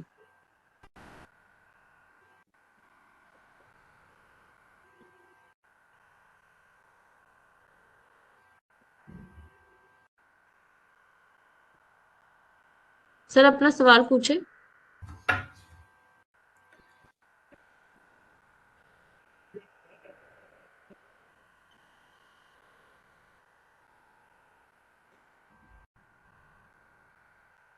सलीफ बिन सुल्तान जी, आपको आवाज आ रही है मेरी?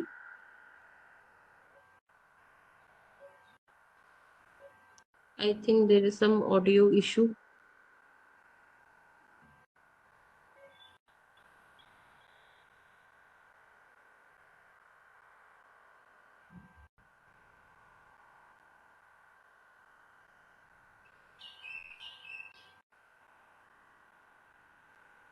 Tehseen Iqbal have also raised the hand. Tehseen Iqbal ji, please ask your question. Ma'am, ये जो डीआरपी सपोर्ट है इंडिविजुअल्स के लिए तो है क्या? ये जो एफपीओ कोऑपरेटिव्स इनके लिए भी डीआरपी सपोर्ट जो उसके एमोलमेंट्स हैं, जैसे इसमें हम 20,000 दे रहे हैं, उसमें 50,000 है, तो क्या ये हैं? जरा डॉक्टर मुनाजा शायद इसको क्लियर करेंगे। हमारे यहाँ पे यूटी में, जेएंडके में हमने जो एफपीओज की जो जिम्मेदारी दी है वो डायरेक्टर एग्रीकल्चर जम्मू और जम्मू डायरेक्टर एग्रीकल्चर हॉर्टिकल्चर को दी है। अगर कोई भी एफपीओ, ये बहुत इंपॉर्टेंट इंफॉर्मेशन है जो मैं देना भूल गई थी, जो भी एफपीओ जम्मू एंड कश्मीर, लद्दाख का तो मुझे पता नहीं, लेकिन जम्मू एंड कश्मीर के लिए ये है कि अगर कोई एफपीओ रजिस्टर करना चाहता है तो वो डायरेक्टर हॉर्टिकल्चर, चाहे जम्मू के हैं वो, अगर तो जम्मू में, या अगर कश्मीर के हैं तो वो श्रीनगर में आके उनको कांटेक्ट करेंगे, वो उनको पूरा सपोर्ट करेंगे। नहीं, जैसे उनकी प्रोजेक्ट प्रिपरेशन में जो भी उसमें एक्सपेंसेस आते हैं तो जी वो जी, कौन बेयर करेगा? वो वहाँ डायरेक्टर डायरेक्टर एग्रीकल्चर में आपको सारी हेल्प मिल जाएगी। ठीक है, थैंक यू। अगर वो एज ए ग्रुप, लेकिन अगर वो एज ए इंडिविजुअल करना चाहते हैं तो वो आपके जो ग्रुप कंसर्न जैसे अभी डिस्ट्रिक्ट हमारा, में। जैसे मैं कोऑपरेटिव्स की बात कर रहा हूँ, कोऑपरेटिव जी एफपीओ एफपीसीज कोई भी है, जी जी तो इनके लिए मतलब आपका कहने का मतलब है कि directorate of agriculture Jammu Kashmir horticulture इन्हीं वो ही करेंगे, फिर हम डीआरपीज को इसमें एंगेज नहीं ना करें? क्योंकि बहुत सारी नहीं नहीं, जगहों पे ऐसा है कि उसमें डीआरपी डीआरपीज की को कोई एंगेज। नहीं, जो ग्रुप एप्लीकेशंस है, चाहे एफपीओज है, एसएचजीज है या कोऑपरेटिव्स है, तो वहां पे डीआरपी का उतना ज्यादा रोल नहीं है, क्योंकि ये मिनिस्ट्री से ही गाइडलाइंस है कि जो भी ऑर्गेनाइजेशंस इनको देख रही है वो अपना स्टाफ एंगेज करेंगे वो एप्लीकेशन जनरेट करने के लिए। ठीक है, अगर एसएचजी है तो वो एसएचजी, मैंने आपको बोला हमने अभी तक 428 एसएचजी मेंबर्स को हेल्प किया है, लेकिन एसआरएलएम के through, state rural livelihood mission के थ्रू। इसी तरह से जो एफपीओज हमें डायरेक्टर एग्रीकल्चर जम्मू और कश्मीर से, और जो कोऑपरेटिव्स है वो हमने हॉर्टिकल्चर प्लानिंग एंड मार्केटिंग के थ्रू हम उनको एंटरटेन करते हैं। Okay,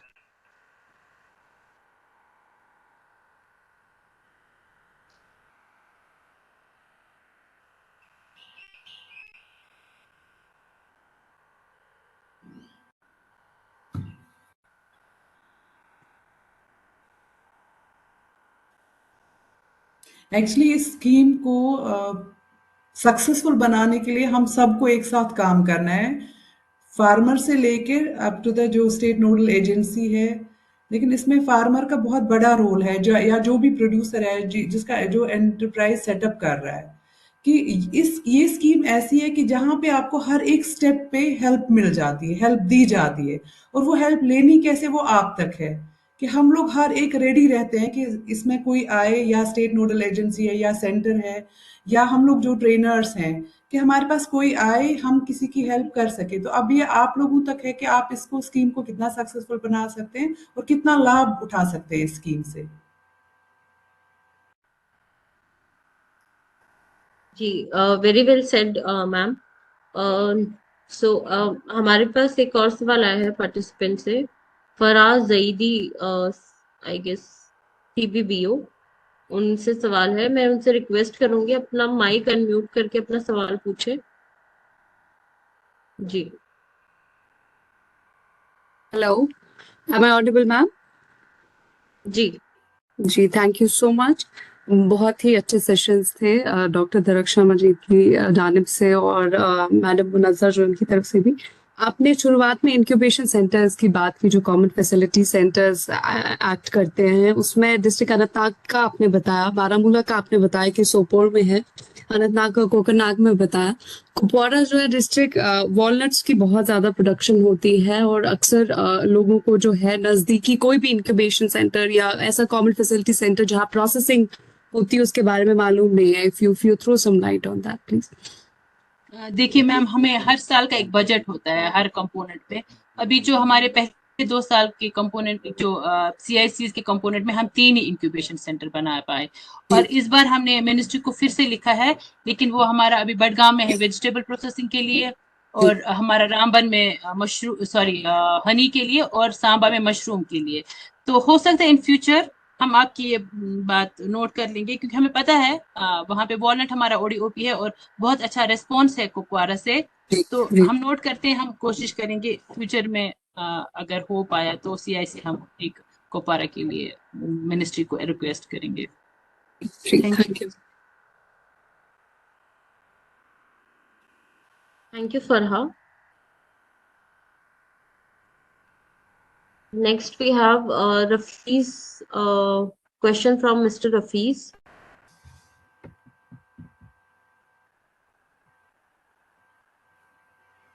Rafiz Atish, can you please unmute your mic? जी,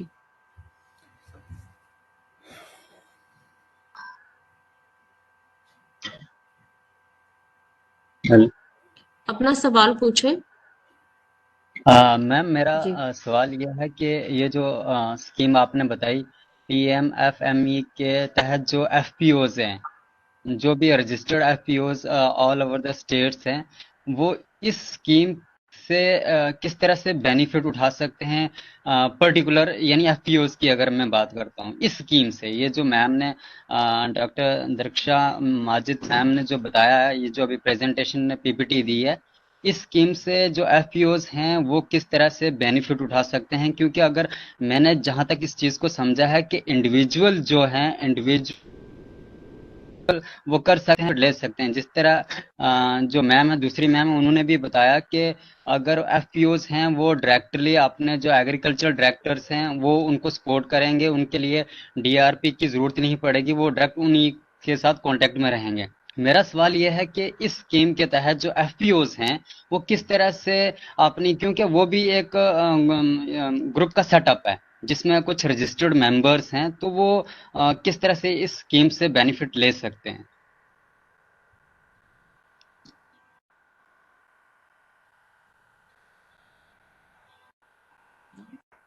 देखिए, पहले तो ये मीटिंग ही इसलिए थी कि FPOs कैसे बेनिफिट ले, ये जो आज का सेशन था इसीलिए था।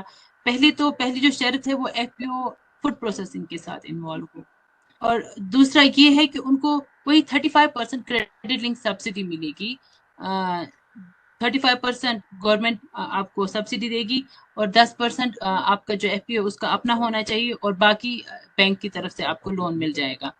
और उसके अलावा आपको 40,000 पर मेंबर एज सीड कैपिटल, जो आपको वापस नहीं देना है, एज सीड कैपिटल मिलेगा। जो छोटे मोटे टूल्स खरीदने हैं आपको या थोड़ा मशीनरी खरीदना है, वो उसके लिए है।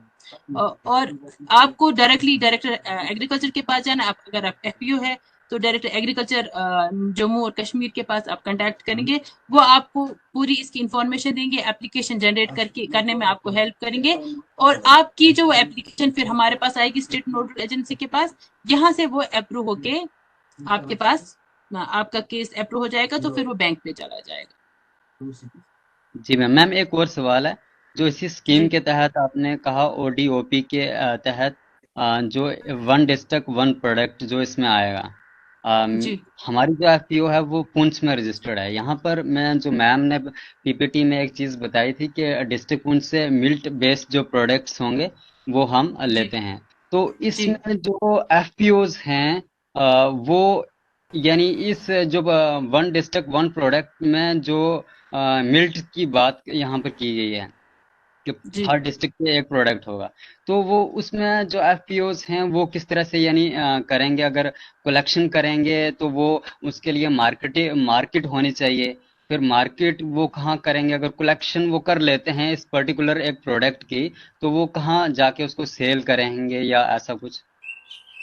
देखिए, आपने शायद पीपीटी ध्यान से देखी नहीं, मैम ने तो क्लियरली बोला कि अब नॉन ओडीओपी भी अगर आपके वहाँ का मिलेट है, और लेकिन आप कॉर्न, क्योंकि वहाँ कॉर्न की बहुत अच्छी प्रोडक्शन है, पीकनट की बहुत अच्छी प्रोडक्शन है आपके डिस्ट्रिक्ट में, अब किसी और प्रोडक्ट के साथ भी आप एसोसिएटेड है, तो आपको हम फाइनेंशियल हेल्प तो आपको मिल जाएगी। और दूसरी बात, आपकी इंफॉर्मेशन के लिए मैं ये बताऊं कि हमें पुंछ से रिक्वेस्ट आई है कि ओडीओपी चेंज करें। यहाँ मिलेट्स की प्रोडक्शन बहुत कम है, उसके अगेंस्ट जो मेज की प्रोडक्शन बहुत अच्छी है, तो शायद इन नियर फ्यूचर हम उस वहाँ का ओडीओपी चेंज करने वाले हैं। और दूसरा यही है कि आपको कोई भी प्रोडक्ट ले सकते हैं, जरूरी नहीं है कि आपका मिलेट। जी मैं ऐड ऑन करना चाहूंगी, जैसा कि मैम ने कहा, मैं एक तरीके से रिपीट ही कर रही हूँ। ओडीओपी की जो आप बात कर रहे हैं ना, ये जब ये स्कीम लॉन्च हुई थी तब इस स्कीम के अंडर ओडीओपी पे बहुत ज्यादा फोकस था, क्योंकि इस स्कीम की अप्रोच ही ओडीओपी के थ्रू थी। लेकिन आफ्टर सम टाइम, अभी रिसेंटली मिनिस्ट्री ने ओडीओपी में रिलैक्सेशन दे दिया है। तो अगर कोई फार्मर या फिर कोई एसएचजी या जो कोई भी है, वो उस डिस्ट्रिक्ट में approved ODOP, for an example अगर आपके वहां पे वॉलनट अप्रूव्ड है या कुछ भी मिलेट अप्रूव्ड है, अगर आप उस पे ना करके आप किसी और चीज पे काम करना चाहते हैं, तो भी इस स्कीम में आपको वही सेम बेनिफिट्स दिए जाएंगे जो बाकी ओडीओपी वालों के लिए दिए जा रहे हैं। तो अब कोई डिफरेंस नहीं है, आप किसी भी प्रोडक्ट को लेके अपना शुरू कर सकते हैं काम, या फिर एग्जिस्टिंग आप जिसमें कर रहे हैं आप उसी में ही बेनिफिट ले सकते हैं। Thank you ma'am, thanks a lot. Sir next Basharat Majeed ji ने रिक्वेस्ट की थी। जी सर, अपना सवाल पूछे।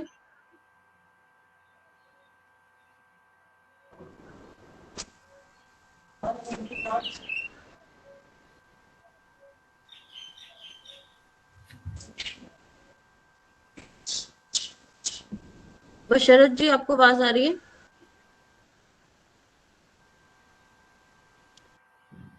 ओके, हम नेक्स्ट सवाल लेते हैं। अली मोहम्मद मलिक जी की तरफ से हैंड रेज हुआ है। मैं उनसे रिक्वेस्ट करूंगी, आप अपना माइक अनम्यूट कीजिए और अपना सवाल पूछिए।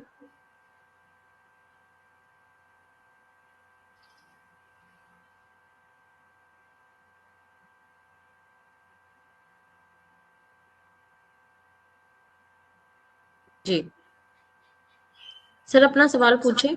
आवाज आ रही है क्या मैम? जी सर, आ रही है। Thank you, thank you ma'am. मैं भी एक एफपीओ ऑर्गेनाइज कर रहा हूँ अपने इलाके में मैम, और मैं चाहता हूँ कि हमारा एक प्रोडक्ट है जो ऑल ओवर इंडिया में मशहूर है, जिसका हम पियर बोलते हैं नाक सर मैम, और I want to make him GI product ma'am. और इसके लिए हमें क्या करना चाहिए? हम जाते हैं, अगर हार्टिकल्चर के पास जाते हैं वो कुछ रिस्पॉन्ड नहीं देते हैं मैम, इसके लिए हमें क्या करना पड़ेगा आगे? मैं इसका जीआई प्रोडक्ट बनाना चाहता हूँ मैम। क्या बनाना चाहते हैं आप? Sorry, GI tagging, GI product बनाना चाहते हैं। अच्छा, अच्छा, मुनव्वर। आप कौन से डिस्ट्रिक्ट से हैं? डिस्ट्रिक्ट बड़गाम, चिरारी शरीफ से। वो बड़ा मशहूर है मैम, हमारा एक पेयर ऑल ओवर इंडिया में। मैम जीआई टैगिंग के लिए शायद निफ्टम से बोला। Sir, specific to this scheme के अंडर तो मुझे नहीं लगता कि जीआई टैग के लिए कुछ प्रावधान है, बट जितना मेरी नॉलेज में है, ये जीआई टैग के लिए एक फॉर्म होता है, और आई थिंक ये एफएसएसएआई में होता है, जिसमें आप अप्लाई कर सकते हैं, और अगर वो इसको अप्रूव करते हैं तो फिर आपको इस प्रोडक्ट के लिए जो है वो जीआई टैग वाला चीज मिलता है। बट इसका पूरा प्रोसेस तो काफी टेक्निकल हो जाएगा, और इसका आई थिंक मेरे को भी नॉलेज नहीं है, बट जितना मेरे को पता है, आप अगर एफएसएसएआई की वेबसाइट पे जाएंगे, fssai.com वेबसाइट पे जाएंगे, तो आपको इससे रिलेटेड काफी सारी जानकारी मिल जाएगी। जी एक्चुअली मैम। और सर ये क्या है कि जो ये जीआई टैगिंग है, ये आप जैसे डिपार्टमेंट ऑफ हॉर्टिकल्चर या डिपार्टमेंट ऑफ एग्रीकल्चर जो है, जो अभी इनकी प्रोड्यूस, जैसे सैफरन पे जीआई टैगिंग हो रही है या बहुत सारी चीज़ों पे वो कर रहे हैं। अगर आपको मतलब इसके बारे में पूरी प्रोसेस पता करनी है, तो आप वहाँ अप्रोच कर सकते हैं कि पूरा प्रोसेस क्या है। उसके बाद आप फसाई लाइसेंस के लिए आप वेबसाइट पे जा सकते हैं पहले, लेकिन आपको लाइसेंस लेने से पहले कुछ इसमें प्रोसेस है जो आपको पूरा करना पड़ेगा। वही मैम हम करना चाहते हैं, मगर हमें पता नहीं क्या करना मैं चाहिए। मैं आपको हमको कांटेक्ट नंबर दे सकती हूँ, क्योंकि वो इसमें एग्रीकल्चर प्रोडक्शन डिपार्टमेंट में ही है और हॉर्टिकल्चर से रिलेटेड भी है। उन्होंने अभी जीआई टैगिंग सैफरन में बहुत काम किया है, तो जी वो जी मैम आपकी प्लीज। हेल्प कर सकते हैं। हाँ जी मैम, ये नंबर बोलिए अपना। मैम आप चैट बॉक्स में शेयर कर दीजिए उनका contact okay number. Okay okay. अभी जम्मू कॉस्ट से उन्होंने शायद खुद की जो पतीसा कलाकंद, शायद उनको जीआई टैगिंग पे काम चल रहा है, और भी किसी चीज पे शायद आपको कॉस्ट से भी कुछ इन्फॉर्मेशन मिल सकती है, लेकिन ये हमारे सिलेबस के बाहर है।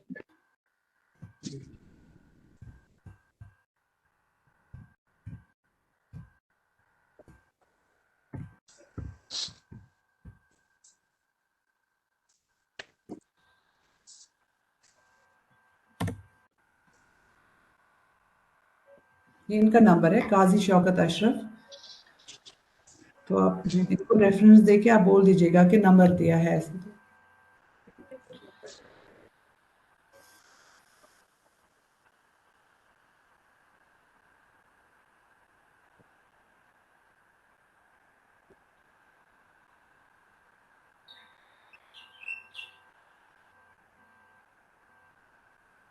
आवाज नहीं आ रही है।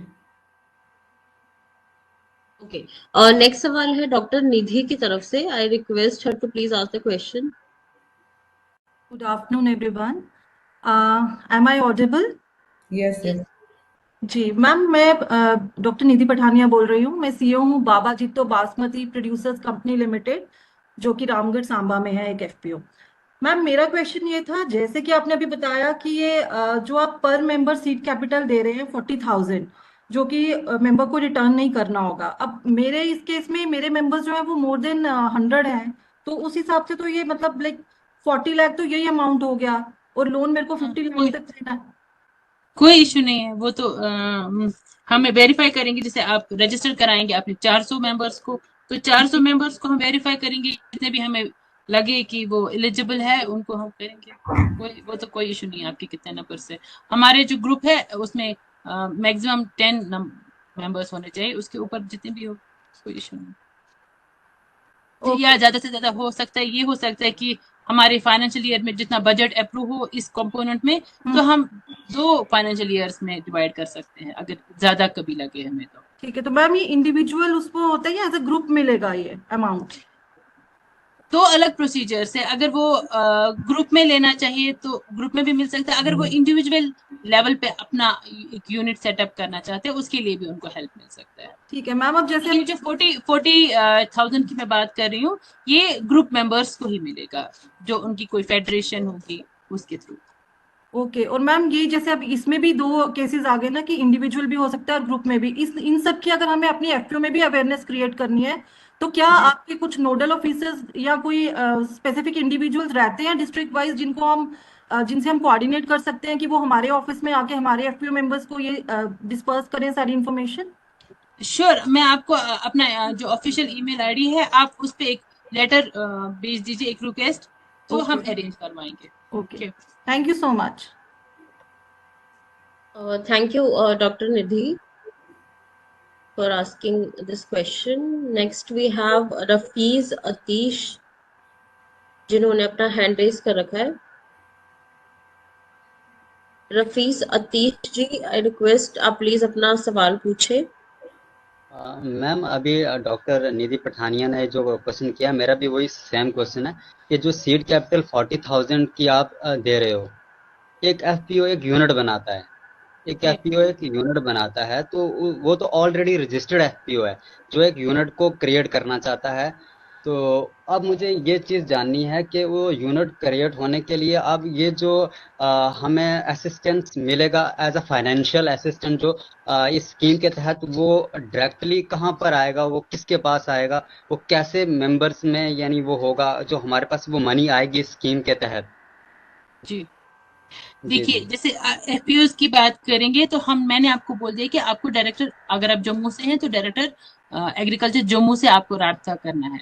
वो हमें आपके बिहाफ पे हमें रिक्वेस्ट करेंगे कि ये एफपीओज ये मेंबर्स हैं जिन्होंने अप्लाई किया है इसमें, तो वो हमारे पास आएगा वेरिफिकेशन के लिए और अप्रूवल के लिए। हम अपनी तरफ से अपने लेवल पे इसको वेरीफाई करेंगे, फिर अप्रूव या डिसअप्रूव जैसे भी होगा, उसके बाद आपके अकाउंट में ही पैसे आएंगे, जो अगर आप 40,000 की बात करेंगे। लेकिन अगर आपको क्रेडिट लिंक वो सब्सिडी चाहिए तो वो एफपीओ के ही उसमें आएगा, वो इंडिविजुअल लोगों के पास नहीं आएगा। मैम इसकी अगर ये सीड कैपिटल के लिए अगर हमने अप्लाई करना है, उसके लिए पर्टिकुलर कोई पोर्टल है या किस तरह से उसके लिए, या इसी जो स्कीम का अपना जो पोर्टल है उसी में जाके इसके लिए अप्लाई करना पड़ेगा? जी हाँ जी, मैम ने अभी शायद आपको अभी उसका डेमो भी दिया कि कैसे आप जाके उसमें आपको एक तरफ से इंडिविजुअल एप्लीकेशंस दिखेंगे, एक तरफ से ग्रुप में जाके आपको अपना वो एप्लीकेशन जनरेट करना होगा। Okay, thank you ma'am. Sir, ये आप जिस वेबसाइट की बात कर रहे हैं उस वेबसाइट का मैंने लिंक भी दे दिया है चैट बॉक्स में, आप नोट कर लीजिएगा अपने रेफरेंस के लिए, ठीक है? Thank you ma'am. जी, thank you Rafish ji. Next we have I guess कुछ लास्ट के कुछ सवाल बचे। सलीफ बिन सुल्तान जी ने भी अपना हैंड रेज कर रखा है, मैं उनसे रिक्वेस्ट करूंगी अपना माइक अनम्यूट करें और अपना सवाल पूछें। जी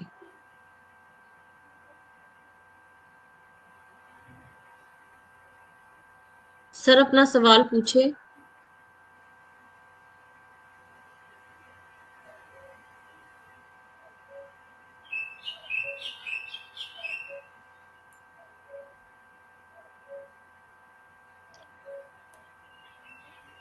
आई think there is some audio issue.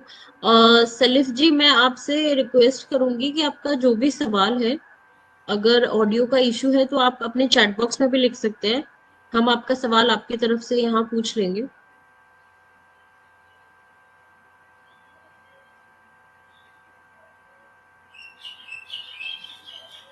In the mean time madam, हमारे पास चैट बॉक्स में एक सवाल है, is this amount of 40,000 only for SHG members and not for the FPO members?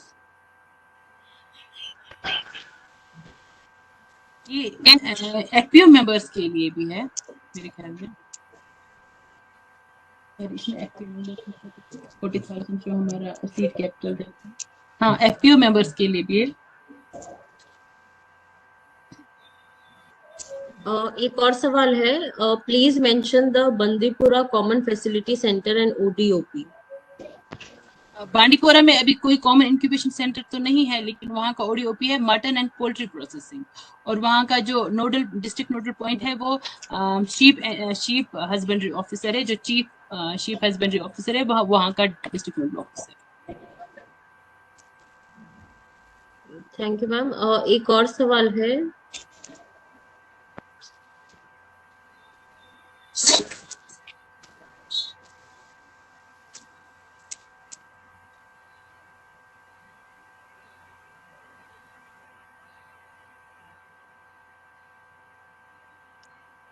ये सवाल है, from the submission of application how long does it take to avail the support under PMFME? First question.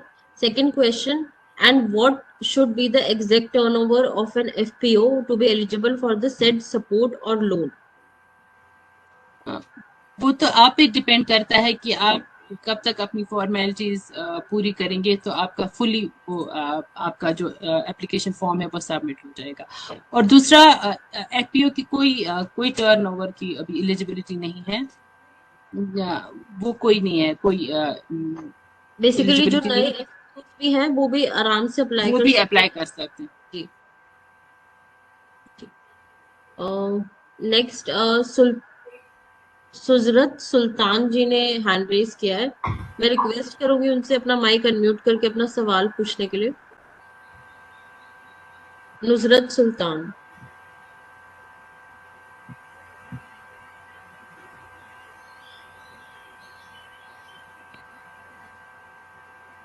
In the mean time हमारे पास सवाल है।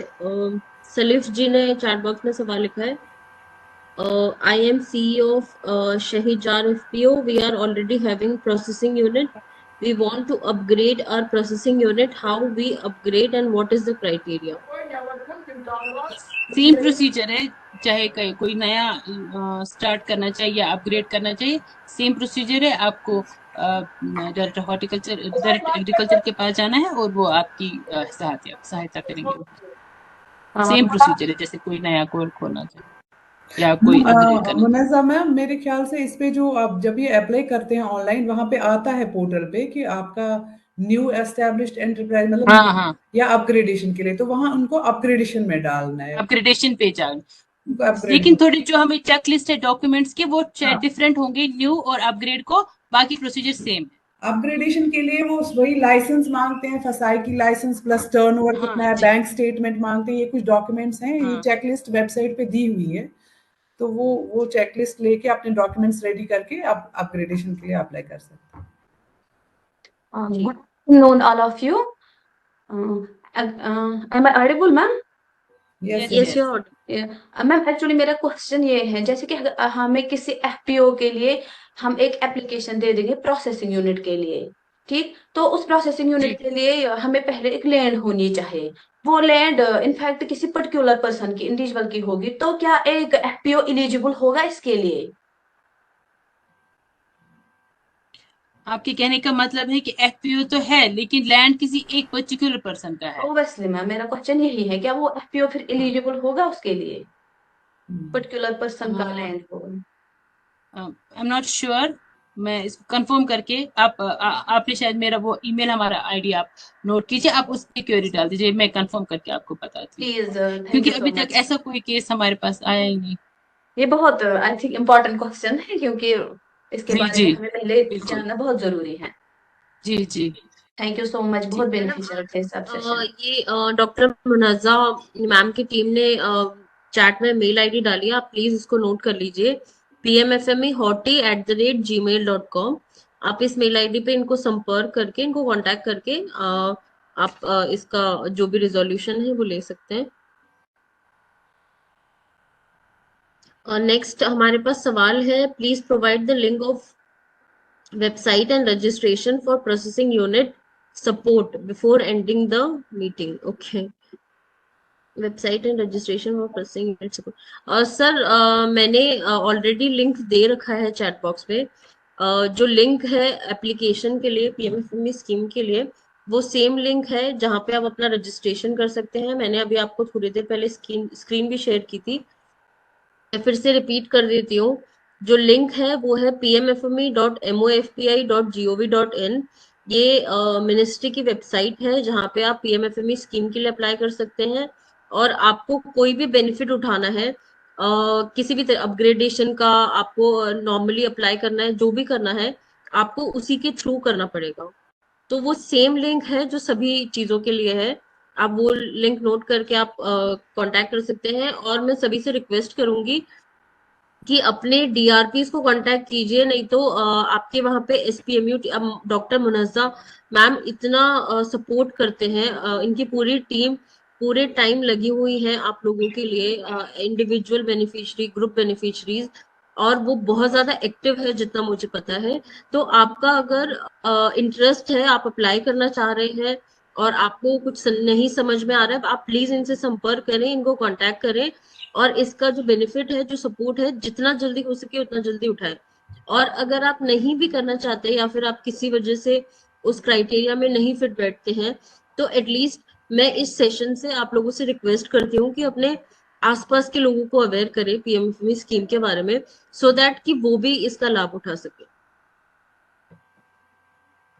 ये शायद Kulgam Apple farmer producer company से कोई क्वेश्चन है। इनका क्वेश्चन है कि अगर हम एफपीओ के साथ रजिस्टर है तो क्या हम बेनिफिट अवेल कर सकते हैं? तो हमें तो चाहिए ही वही एफपीओ जो ऑलरेडी रजिस्टर्ड हो। जो रजिस्टर नहीं होगा उसको तो हम हेल्प करेंगे ही नहीं। तो अगर आप किसी एफपीओ के साथ रजिस्टर है, आप बेनिफिट ले सकते जी। ये एक्चुअली इस स्कीम की सबसे ज्यादा बड़ी खुसूसियत यही है, मैंने पहले भी बोला कि अगर आप ऑलरेडी और किसी स्कीम के साथ रिलेटेड हैं तो आप इस स्कीम को भी वो कर सकते हैं। अदरवाइज जो बाकी स्कीम्स हैं उसमें आप, अगर आपने कहीं से लोन लिया है, आप दूसरी स्कीम में आप नहीं जा सकते। लेकिन ये एक ऐसी स्कीम है कि अगर आप ऑलरेडी कहीं से लोन ले चुके हैं, आप इस स्कीम को भी ऑप्ट कर सकते हैं। ऑल्सो मैंने जो आपको स्क्रीन दिखा के जो लिंक मैं बार बार आपको बोल रही हूँ कि आप इस लिंक पे जा सकते हैं, उस लिंक पे आपको सारे डीआरपीज का कांटेक्ट मिल जाएगा। सो आपको किसी को भी संपर्क करना है या आपको चाहिए कि क्या क्या डॉक्यूमेंट्स चाहिए मेरे को पता होनी चाहिए, तो आप उनसे कांटेक्ट करके अब वो सारी इंफॉर्मेशन गैदर कर सकते हैं। अगर वहां से भी आपको सपोर्ट नहीं मिल रहा है तो ऑलरेडी मुनज्जा मैम की टीम ने मेल आईडी डाल रखी है, आप प्लीज इसको मेक श्योर कीजिए कि आप इन कॉन्टैक्ट डिटेल्स को नोट डाउन करें और इससे रिलेटेड जो भी आपको हेल्प चाहिए आप इनसे लें, क्योंकि हम लोग बैठे ही इसलिए हैं ताकि आपको इन सब सपोर्ट और इन सब सुविधाओं तक लेके जा सके और ये सारी चीजें आपको दे सके, ताकि आपका बिजनेस अपग्रेड हो, एक आत्मनिर्भर भारत की तरफ आप लोग बढ़े। सो आई थिंक अभी ज्यादा कुछ सवाल नहीं है किसी के भी, we have answered all the questions. So मैं इस सेशन के एंड की तरफ जाना चाहूंगी। आई also like to thank all the team members of SPMU team and especially Dr. Munazza ma'am for joining this session and for answering all the queries of our participant. Thank you so much, Munazza ma'am. Special thank to our esteemed speaker Dr. Darakishan ma'am, जो जिन्होंने बहुत अच्छे तरीके से आपको PMFME scheme के बारे में समझाया और क्या क्या सपोर्ट आप ले सकते हैं, आपके एरिया में किस चीज की जरूरत है, कितना अनएम्प्लॉयमेंट है, जितने भी आपको चीजें समझाई है, मैं आशा करती हूँ कि आप सभी लोगों को अच्छे से समझ आई होगी और आप इसको एक बहुत ही पॉजिटिव वे में आगे लेके जाएंगे। Thank you so much doctor Darakshan ma'am for joining this session and for delivering such a wonderful session. Thank you very much. Also मैं विजय रावत जी का भी धन्यवाद करना चाहूंगी फ्रॉम एनपीएमए, जिनके कोऑर्डिनेशन के साथ में हमने ये सेशन ऑर्गेनाइज किया है। Thank you so much Vijay Rawat ji for joining this session. Last but not the least, all the participants, जितने भी एफपीओज, एफपीसीज, सीबीबीओज, जितने भी लोग हमसे जुड़े रहे आज इस सेशन में, आप सभी का बहुत बहुत धन्यवाद। मैं आशा करती हूँ कि आप सभी इसका बेनिफिट ले पाए और ये इससे अपने बिजनेस को आगे बढ़ा पाए। Thank you so much for joining and thank you everyone. Thank you. Thank you, ma'am. Thank you all. Now we'll conclude. You can leave the meeting. Thank you everyone.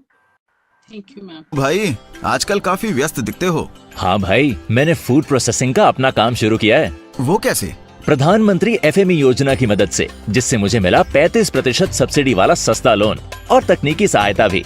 मैंने अपने साथ गांव के कई किसानों को भी जोड़ लिया है। सच में सबका विकास की प्रधानमंत्री जी की ऐसी ही सोच से हम सबको मिल रही है मदद और अवसर। वाह भाई, मैं भी इस योजना का लाभ लेना चाहता हूँ। तो आज ही पीएमएफएमई पोर्टल pmfme.mofpi.gov.in पर आवेदन करो। खाद्य प्रसंस्करण उद्योग मंत्रालय, भारत सरकार द्वारा जनहित में जारी। खाद्य प्रसंस्करण उद्योग मंत्रालय के द्वारा लागू पीएमएफएमई स्कीम के साथ अन्य योजनाओं की विस्तृत जानकारी मंत्रालय की वेबसाइट www.mofpi.nic.in पर उपलब्ध है।